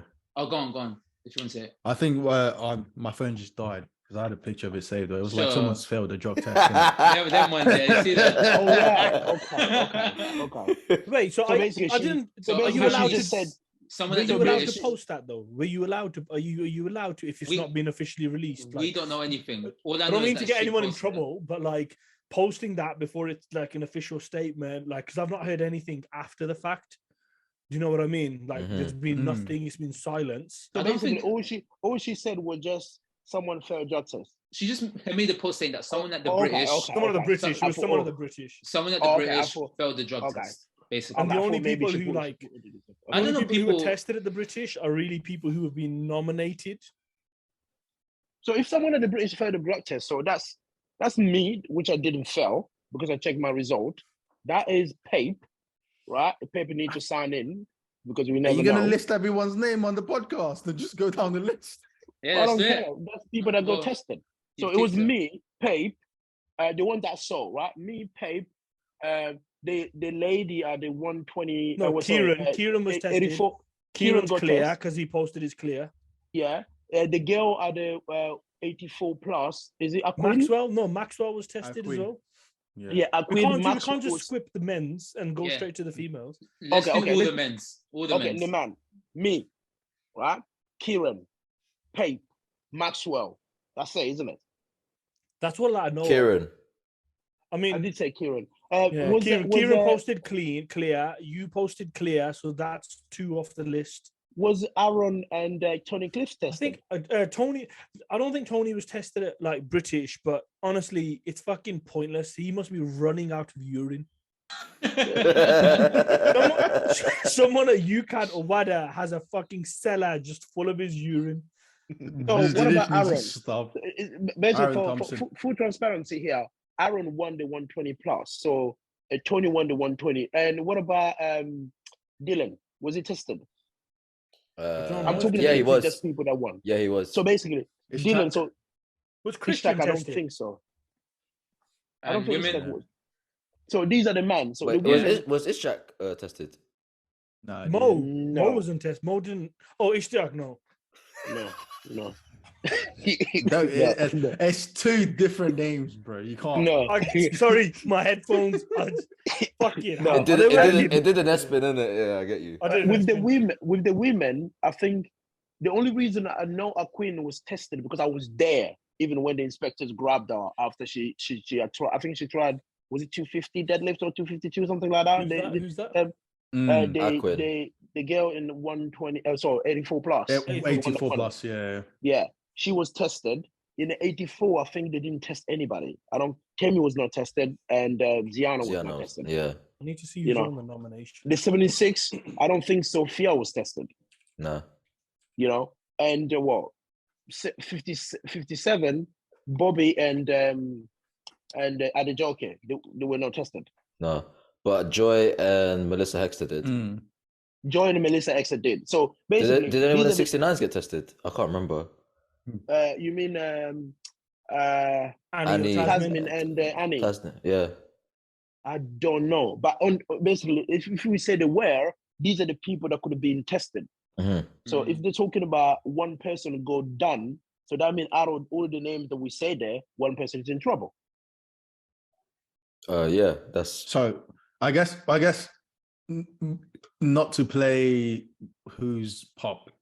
What are your thoughts on drugs in tested powerlifting in general? What's like everyone's thought, and also the process in which GB's trying to prevent drug cheats from getting into the sport? I think first and foremost, we need to clarify that it's drug tested, not drug free. Yeah. And it's that way on purpose. Just so people are aware. Yeah, but that narrative, it's also very it's because if people go with the narrative of it's drug tested, not drug free, you're also giving them the free reign to compete until they get tested. Yeah, that's not saying like you should be fucking just jabbing yourself fucking left, right, and center mid squat. Like none of that. That's obviously anyone who takes is a fucking cunt, in my opinion. Okay. And I hope they get smashed every single day the rest of their life, because like you got so many untested federations you could be lifting in. Mm-hmm. Why don't you fuck off there? Yeah.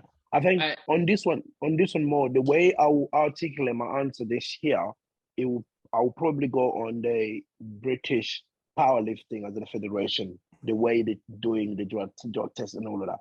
For anyone that doesn't know, sometimes they'll be wondering, thinking, oh, British powerlifting have to test this comp, have to test that comp. No, British powerlifting does not have the power anymore to test comps. So everything is done by UCAD. UCAD has got a calendar of national comps for us. So they decide where to go to. So if they decided they will come to the British juniors, they will turn up to the British junior only. If they decide they will turn up to the British senior, they will turn up to the British senior only. So in that way, to me, I think the responsibility is not out on us, our federation, is UCAD. And whether people are still doping and people still using PEDs in the competition or in the sport we are doing, is not really a British powerlifting for anymore. Mm-hmm. Do you know what I mean? It's not like we've not made it clear that you shouldn't be taking them. I mean, it's very clear that you shouldn't be taking it. It's very clear that it's meant to be like a play fair, even like playing ground. Like everyone, like I love I think is it Norway that have the play fair tops that they wear. Mm-hmm. I love them. I think they're great because like I think it's very clear what like IPF and British powerlifting and stuff stand for. Do you know what I mean? In terms of the fact that you shouldn't be taking drugs. Yeah. Like no one can be pointing fingers at like the federations and being like, you didn't tell me. I didn't know. You know what I mean? Like, how did Trent get in my bloody protein shake? Like, the people that are popped, that's so like, true. It's something that it's not just. Right, you open a supplement company. You're selling creatine. You put in Trent in creatine, bro. You put in Trent in whey, pre-workouts. Like you're meant to. It's a business. You're meant to be making money. You're not going to be putting fucking random banned supplements, like fucking performance-enhancing drugs in your stuff. You know what your intake is. You know what you're taking. Yeah, of course. I reckon, in all honesty, there's different federations, right? I'm not saying that people that do take it, I mean, each to their own, you know what I mean? There's federations, if you take drugs, fair play, do your thing, go to that federation, do it. What pisses me off the most, in all honesty, is people that have been taking it, you know, in other sports. For example, there's people that have been doing bodybuilding for several years or whatever, then all of a sudden decide they want to do powerlifting, and then, you know, come into the IPF, and then, you know, all of a sudden now they can... No, that one... I'm saying because that happens a lot, and I've seen people do it. That's what I mean. And that one, that one actually grinds my gears. The reason it pisses me off is because people don't realize when you get into those PEDs and drugs and whatever, no matter how many years you've been using it, even if you stop using it after 3 years, 4 years, you're still gonna have the advantage over someone that never used it. Do you know what I mean? It's 100%. Normal. And then people think like, oh yeah, lift is no drug. It's not drug. You know, it doesn't use drugs because probably they could be using it like 10, 15 years ago. Yeah. I don't care. They still have the advantage of the others. Yeah. I think we're all of the opinion that if you've ever taken it, you should never compete in a tested federation. Never. 100%. That's exactly what I'm trying to say. Like, if you have taken it before, don't be in this fed basically. Because in the IPF, there is a 4-year ban though, so you could pop about 4 years. You're back in. For me personally, joke that is, it should be a lifetime ban. Yeah, it should be a lifetime ban. Yes, but you look a bit scared. Like it should be like no, like someone did. You know what people always say, like, oh yeah, this person got caught and they paid their due. And then the other thing as well, guys, that I've been hearing a lot of people saying, oh, you should give that person the benefit of that. But what benefit of that am I going to give it to you? You can hear that deep voice from here, man. Fucking hell. You're not hiding that. Can you imagine if this sort of thing happened in like jobs? Like, as in, I'm going to use Jordan as an example. He's man with the maths. He's really good at numbers. As a banker, a banker. Like, if he just took like loads of money, they're not going to be like, you come back in 4 years. You're 4 years. You're banned for. They'll be like, yo, you're never allowed again. Yeah, 100%. Because you've broken that trust. Yeah. That's it, done. That's how it should be in sports. And imagine how much drugs you can take within those 4 years as well. Exactly. Bro, you can come back better than ever. I ain't getting clocked with this. I'm putting Trent in his Abeniki balm to rub it on his knee. Do you guys? So my question on that is, the question to the group is: do you guys think those bans should be followed up with fines? Yeah, 100%. I was gonna mention this because we had this conversation earlier during where I was under the impression that if you failed a drug test in GB, you were liable to pay a £3,000 fine, and also there are other fees that came with failing the drug test because you do sign a waiver before your competition saying I am drug free. Now this fee only, so from what I've learned, this fee only applies to international athletes. So if you do fail a drug test at an IPF event international, you'll be liable for a fee, and the federation is also liable for a £5,000 fee. And then if you have like 6 athletes within your federation fail like within a period, then the federation gets banned. At a local level, to discourage people more from even thinking about doping or even considering it, would it be more reasonable? And also it's a source of income, let's be honest, like from the look of things, GB needs more money. Do you think it's a reasonable thing that we should implement fines? So if you do fail a drug test, even at a local comp, you are liable to pay a fee. Do you know what they should do? Sorry, Joey. Do you know what they should do? Do you know how if you snitch on like so basically, right? No, hear me out. So it's gonna be a place. It's a safe place, mate. I'm gonna spam Joey's name every single day. You see how you can snitch people, yeah, and say that this person's an illegal immigrant, and you get money for it, right? Yeah. I'm not saying I have, but like it happens. They should have that in the federation as well. Where an example, if I say Joey. To the Fed, I'm like, oh guys, look, I know this guy called Joey. He's on this. No, this was discussed. This was discussed in the A gym as well. There's a It's Joey on reverse trend. It's helping him lose game. And no, but there's if I say Joey's name and you get drug tested, I get like a little cut. Like I'll get like £200 or £300. That will make people snitch. And then also to counter does that incentivize just like? But what I was going to say, fake snitching. No. It's going to counter though, because then if I say Joey's on drugs, right, and then they test Joey and he's not, I pay that fine after. That's mad. That's but he like if he's because the thing is like there's people who know how to work the system, and there just is like one like if they just manage to pass, they're on it. They manage to pass, or they test them at the wrong time. Well, I don't know fucking how this works. Like you're just gonna pay fines. No one's gonna do it. That's so mad though. So it depends on the cycle, innit? Well, I'm not gonna get in depth, but there are ways. Espen, how you know this? Fuck off. But you mean, is that what you were on about earlier? That stationary cycling. But is it when you take trend, but your total's been the same for ages? You know what?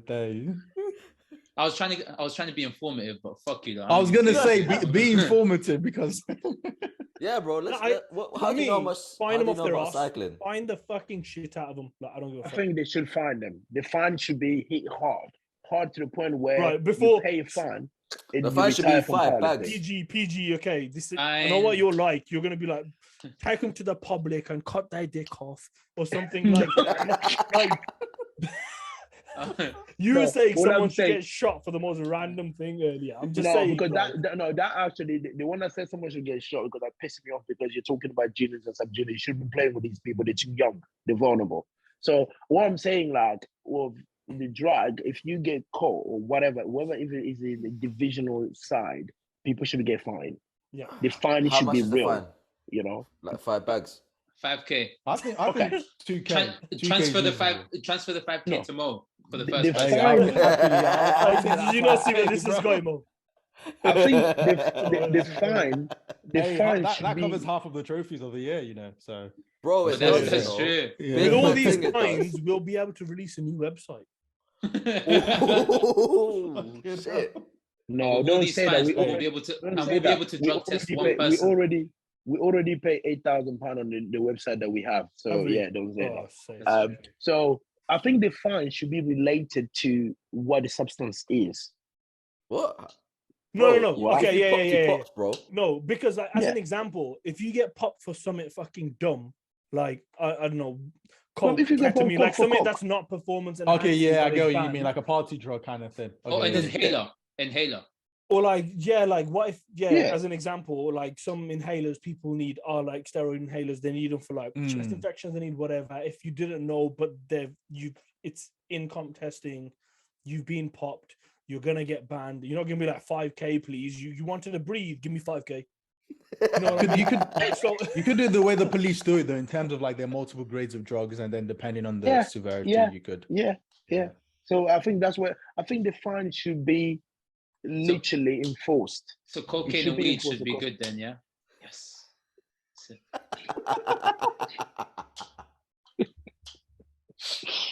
You should be allowed to take whatever you want as long as you turn them to a British. You could be on everything under the sun. You're still not making weight. Oh my days. So how do you guys feel? I know Indy already voiced himself in terms of what even myself and Indy already did, but you three haven't. How do you guys, what's your opinion about people that get popped and then banned and then coming back to the sport? Because me and Indy said they should get lifetime ban. I should not be on the platform with someone that ever touched it or even looked at it.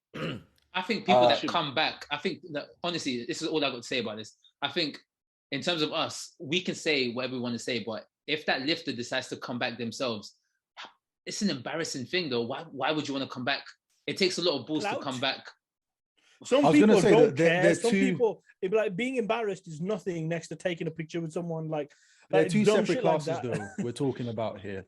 We're talking about a lifter who's used drugs in the past, for example, whether it was to get shredded for the summer or bodybuilding or whatever, and then a few years later they've gone off whatever they were taking, and then they want to come into tested powerlifting. I already said that. Or there are also lifters who are popped, so lifters who are competing in powerlifting fail the drug test, and then they're coming back 4 years later to start competing again. So what's your views on those two different people? Because so the people that are bodybuilding and stuff and taking drugs and then decide to go into the IPF, absolute penises, all of them. They should not even be doing that. Like they should just go and do another federation. And that's no respect, like no disrespect to them. That's why there's 2 different federations. Go to the there's loads of feds. You can go to do whatever you want. Just pick one that you can just be on gear and you're good to go. That's fine. Like but then the person could argue, I'm no longer on gear.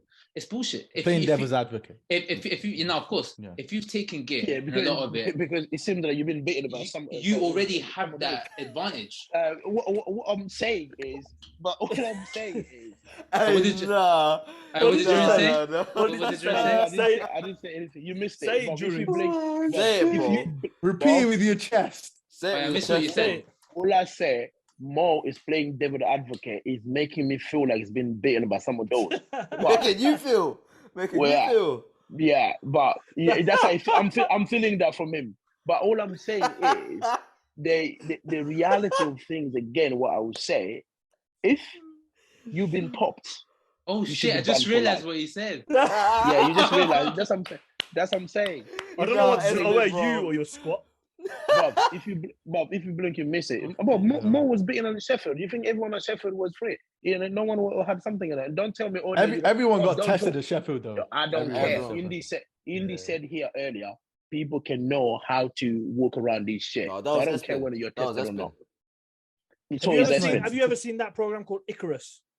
Yeah. See, but that was okay. This is another random because I I'm what you call very naive. I'll be honest with you, right? Are I'm you? very naive. I've seen like you were I've naive seen about that bodybuilders. 391. I think that. Nah, oi, let him speak, man. Sorry, Mo. Sorry.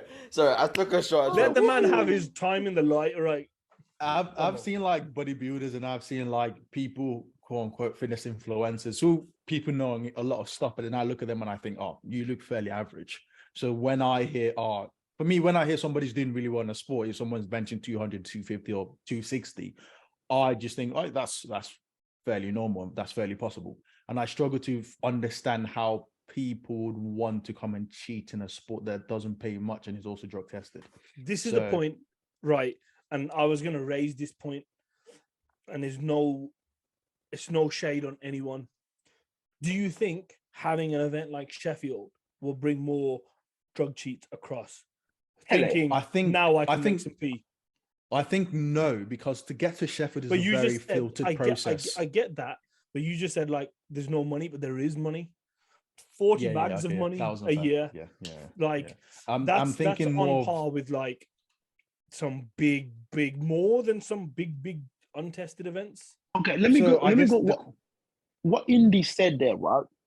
It will bring people to the sport, people that are cheating and they know how to get away with it. They will come.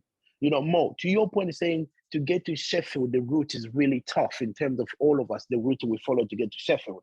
But if these people know how to get around there, that route means nothing to them. Because if they hit 110% of the world record total, nothing to them because they're geared up to rust. Absolutely. I think the benefit of powerlifting though is we know Taylor Atwood is where Taylor Atwood is because he's been doing this for 8 years at a high level. We know Rondell's where he is. We know Ashton is where he is.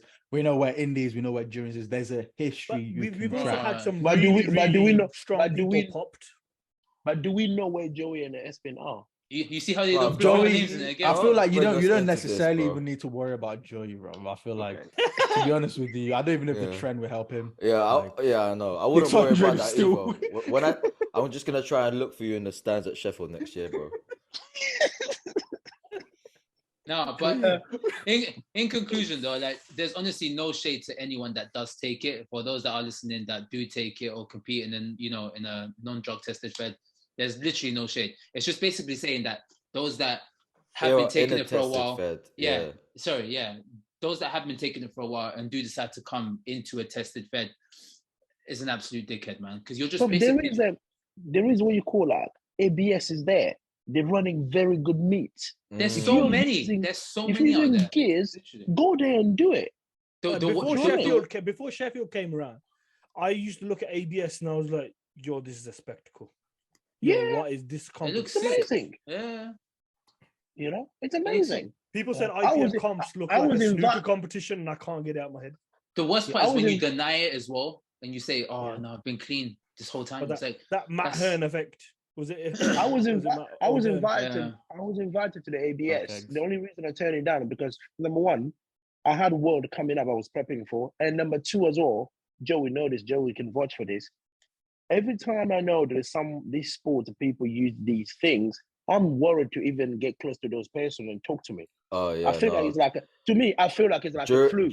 Durance has a mad phobia on anything like that could potentially even have anything banned by WADA. Like this guy would be like, yo, check this ingredient list. Do you know if there's anything that I shouldn't take? Literally, that's how I'm like, bro, I'm not WADA Bible, bro. Look at yourself. Is that why you're turning vegan so you can only have like fruits and vegetables? Is that why you stopped eating Durance? Is that why he wasn't eating any food the whole time? He's so afraid of food. He's like, yo, this fry. He just looks at the plate. He saw it might have something on there, He saw a pack of oranges. He was like, I'm not gonna name people here, right? I met a few lifters that compete to the other federation, right? With these things. I met them, they know me. They say hello. They try and come close. I say, mate, can you stay there, please? What are you? They're like, why? I was like, bro. Huh? They think they're gonna lip sync, bro. No, I don't care. Lip sync or not, but me, I'm just like, I'm just worried. To be fair, I'd be worried if I was you as well, because with them gaps between your teeth, they can put anything in there.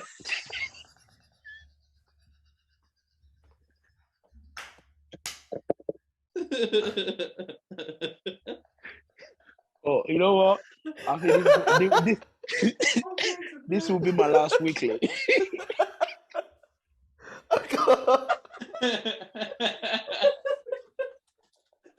I know that was fucking harsh. That was too much. It's not even needles, man. That's flicking. I can't breathe. I can't breathe. Yo, Oh. sorry, And Jules, you guys- you sent for me earlier, so I had to. And you guys are saying we're not going to get banned. I said, yo, bro, you there's sent for me earlier. I had to close. I'm getting abused here.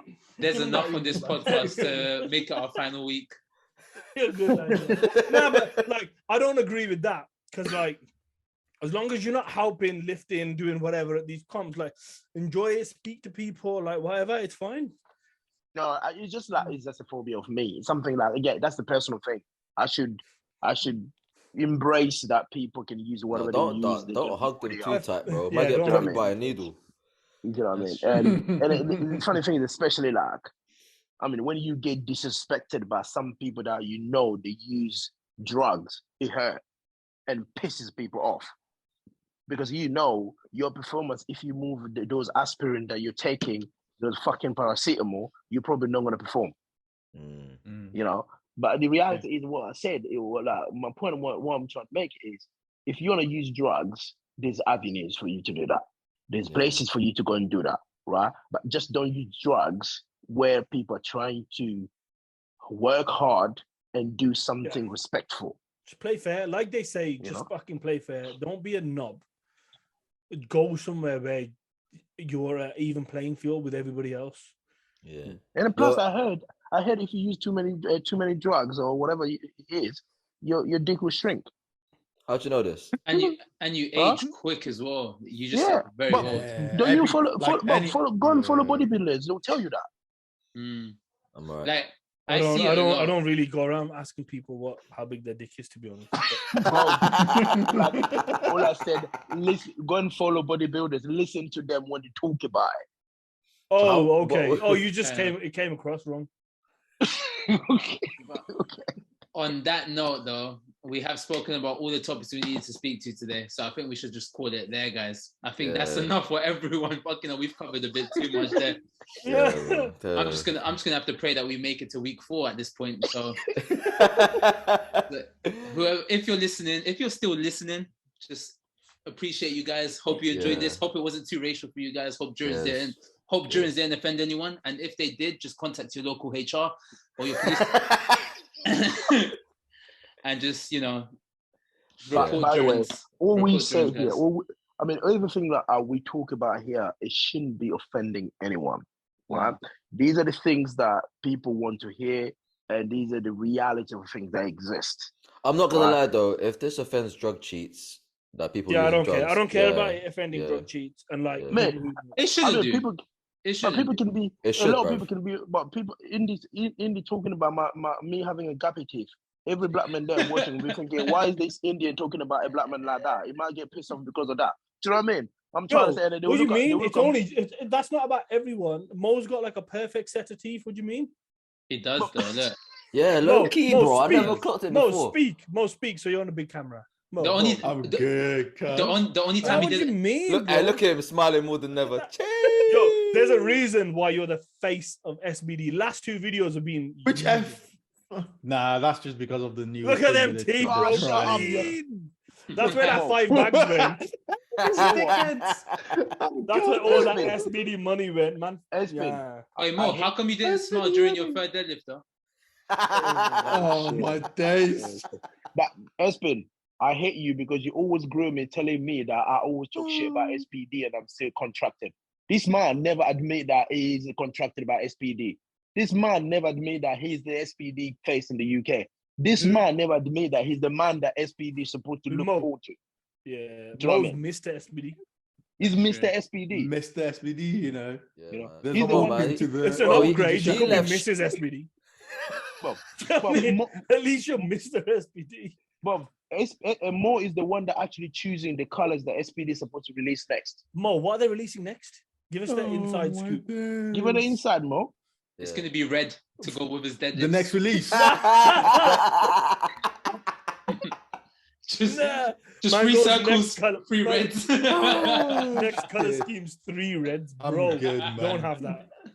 Of I don't Espin, of know. all people, he wasn't even at the British. Actually, might get yellow, you know. Yellow might be happening. Espin only got married so he could have the honeymoon at the right time. I've had so many, man. Literally, I'm gonna have one right before England's as well. Yeah, I bet you will. Yeah, You're not next to England's, you're not sleeping. Nah, I'm definitely gonna be there, 100%. People, anyone who's listening, please send your topics, send your feedback. We're here to talk about it. Things that you talk about in the closed doors that you don't want people to hear. We will talk about everything. We'll talk about it. Yeah, you know what I mean? Even if your coach is the one that's been poaching people, say their name. We'll say, in the comment section, if you've been poached, let us know. Say it. Yeah. Because the only reason we didn't say names here is because I do not have facts and evidence in the information I have. Yeah, we need to have receipts to be naming names. You get me? Exactly. If I had facts and evidence, you send me a screenshot of what that coach said to you. I will come here. I will say the name. If he's like Paul Marsh, Tosh, or Courtman, because these are the British coach I'm talking about, Martin Bass, or whoever it is, Martin Giles, or whatever, you know.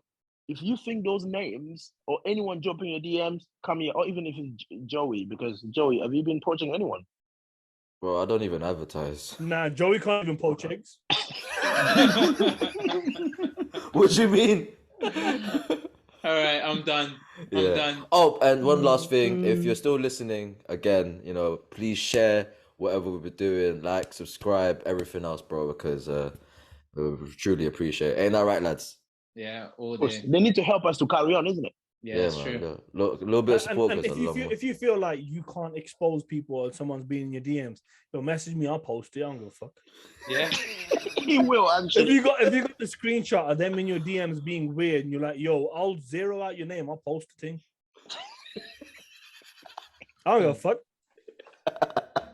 And on that note, we'll see you in the next one, everyone. See you next week.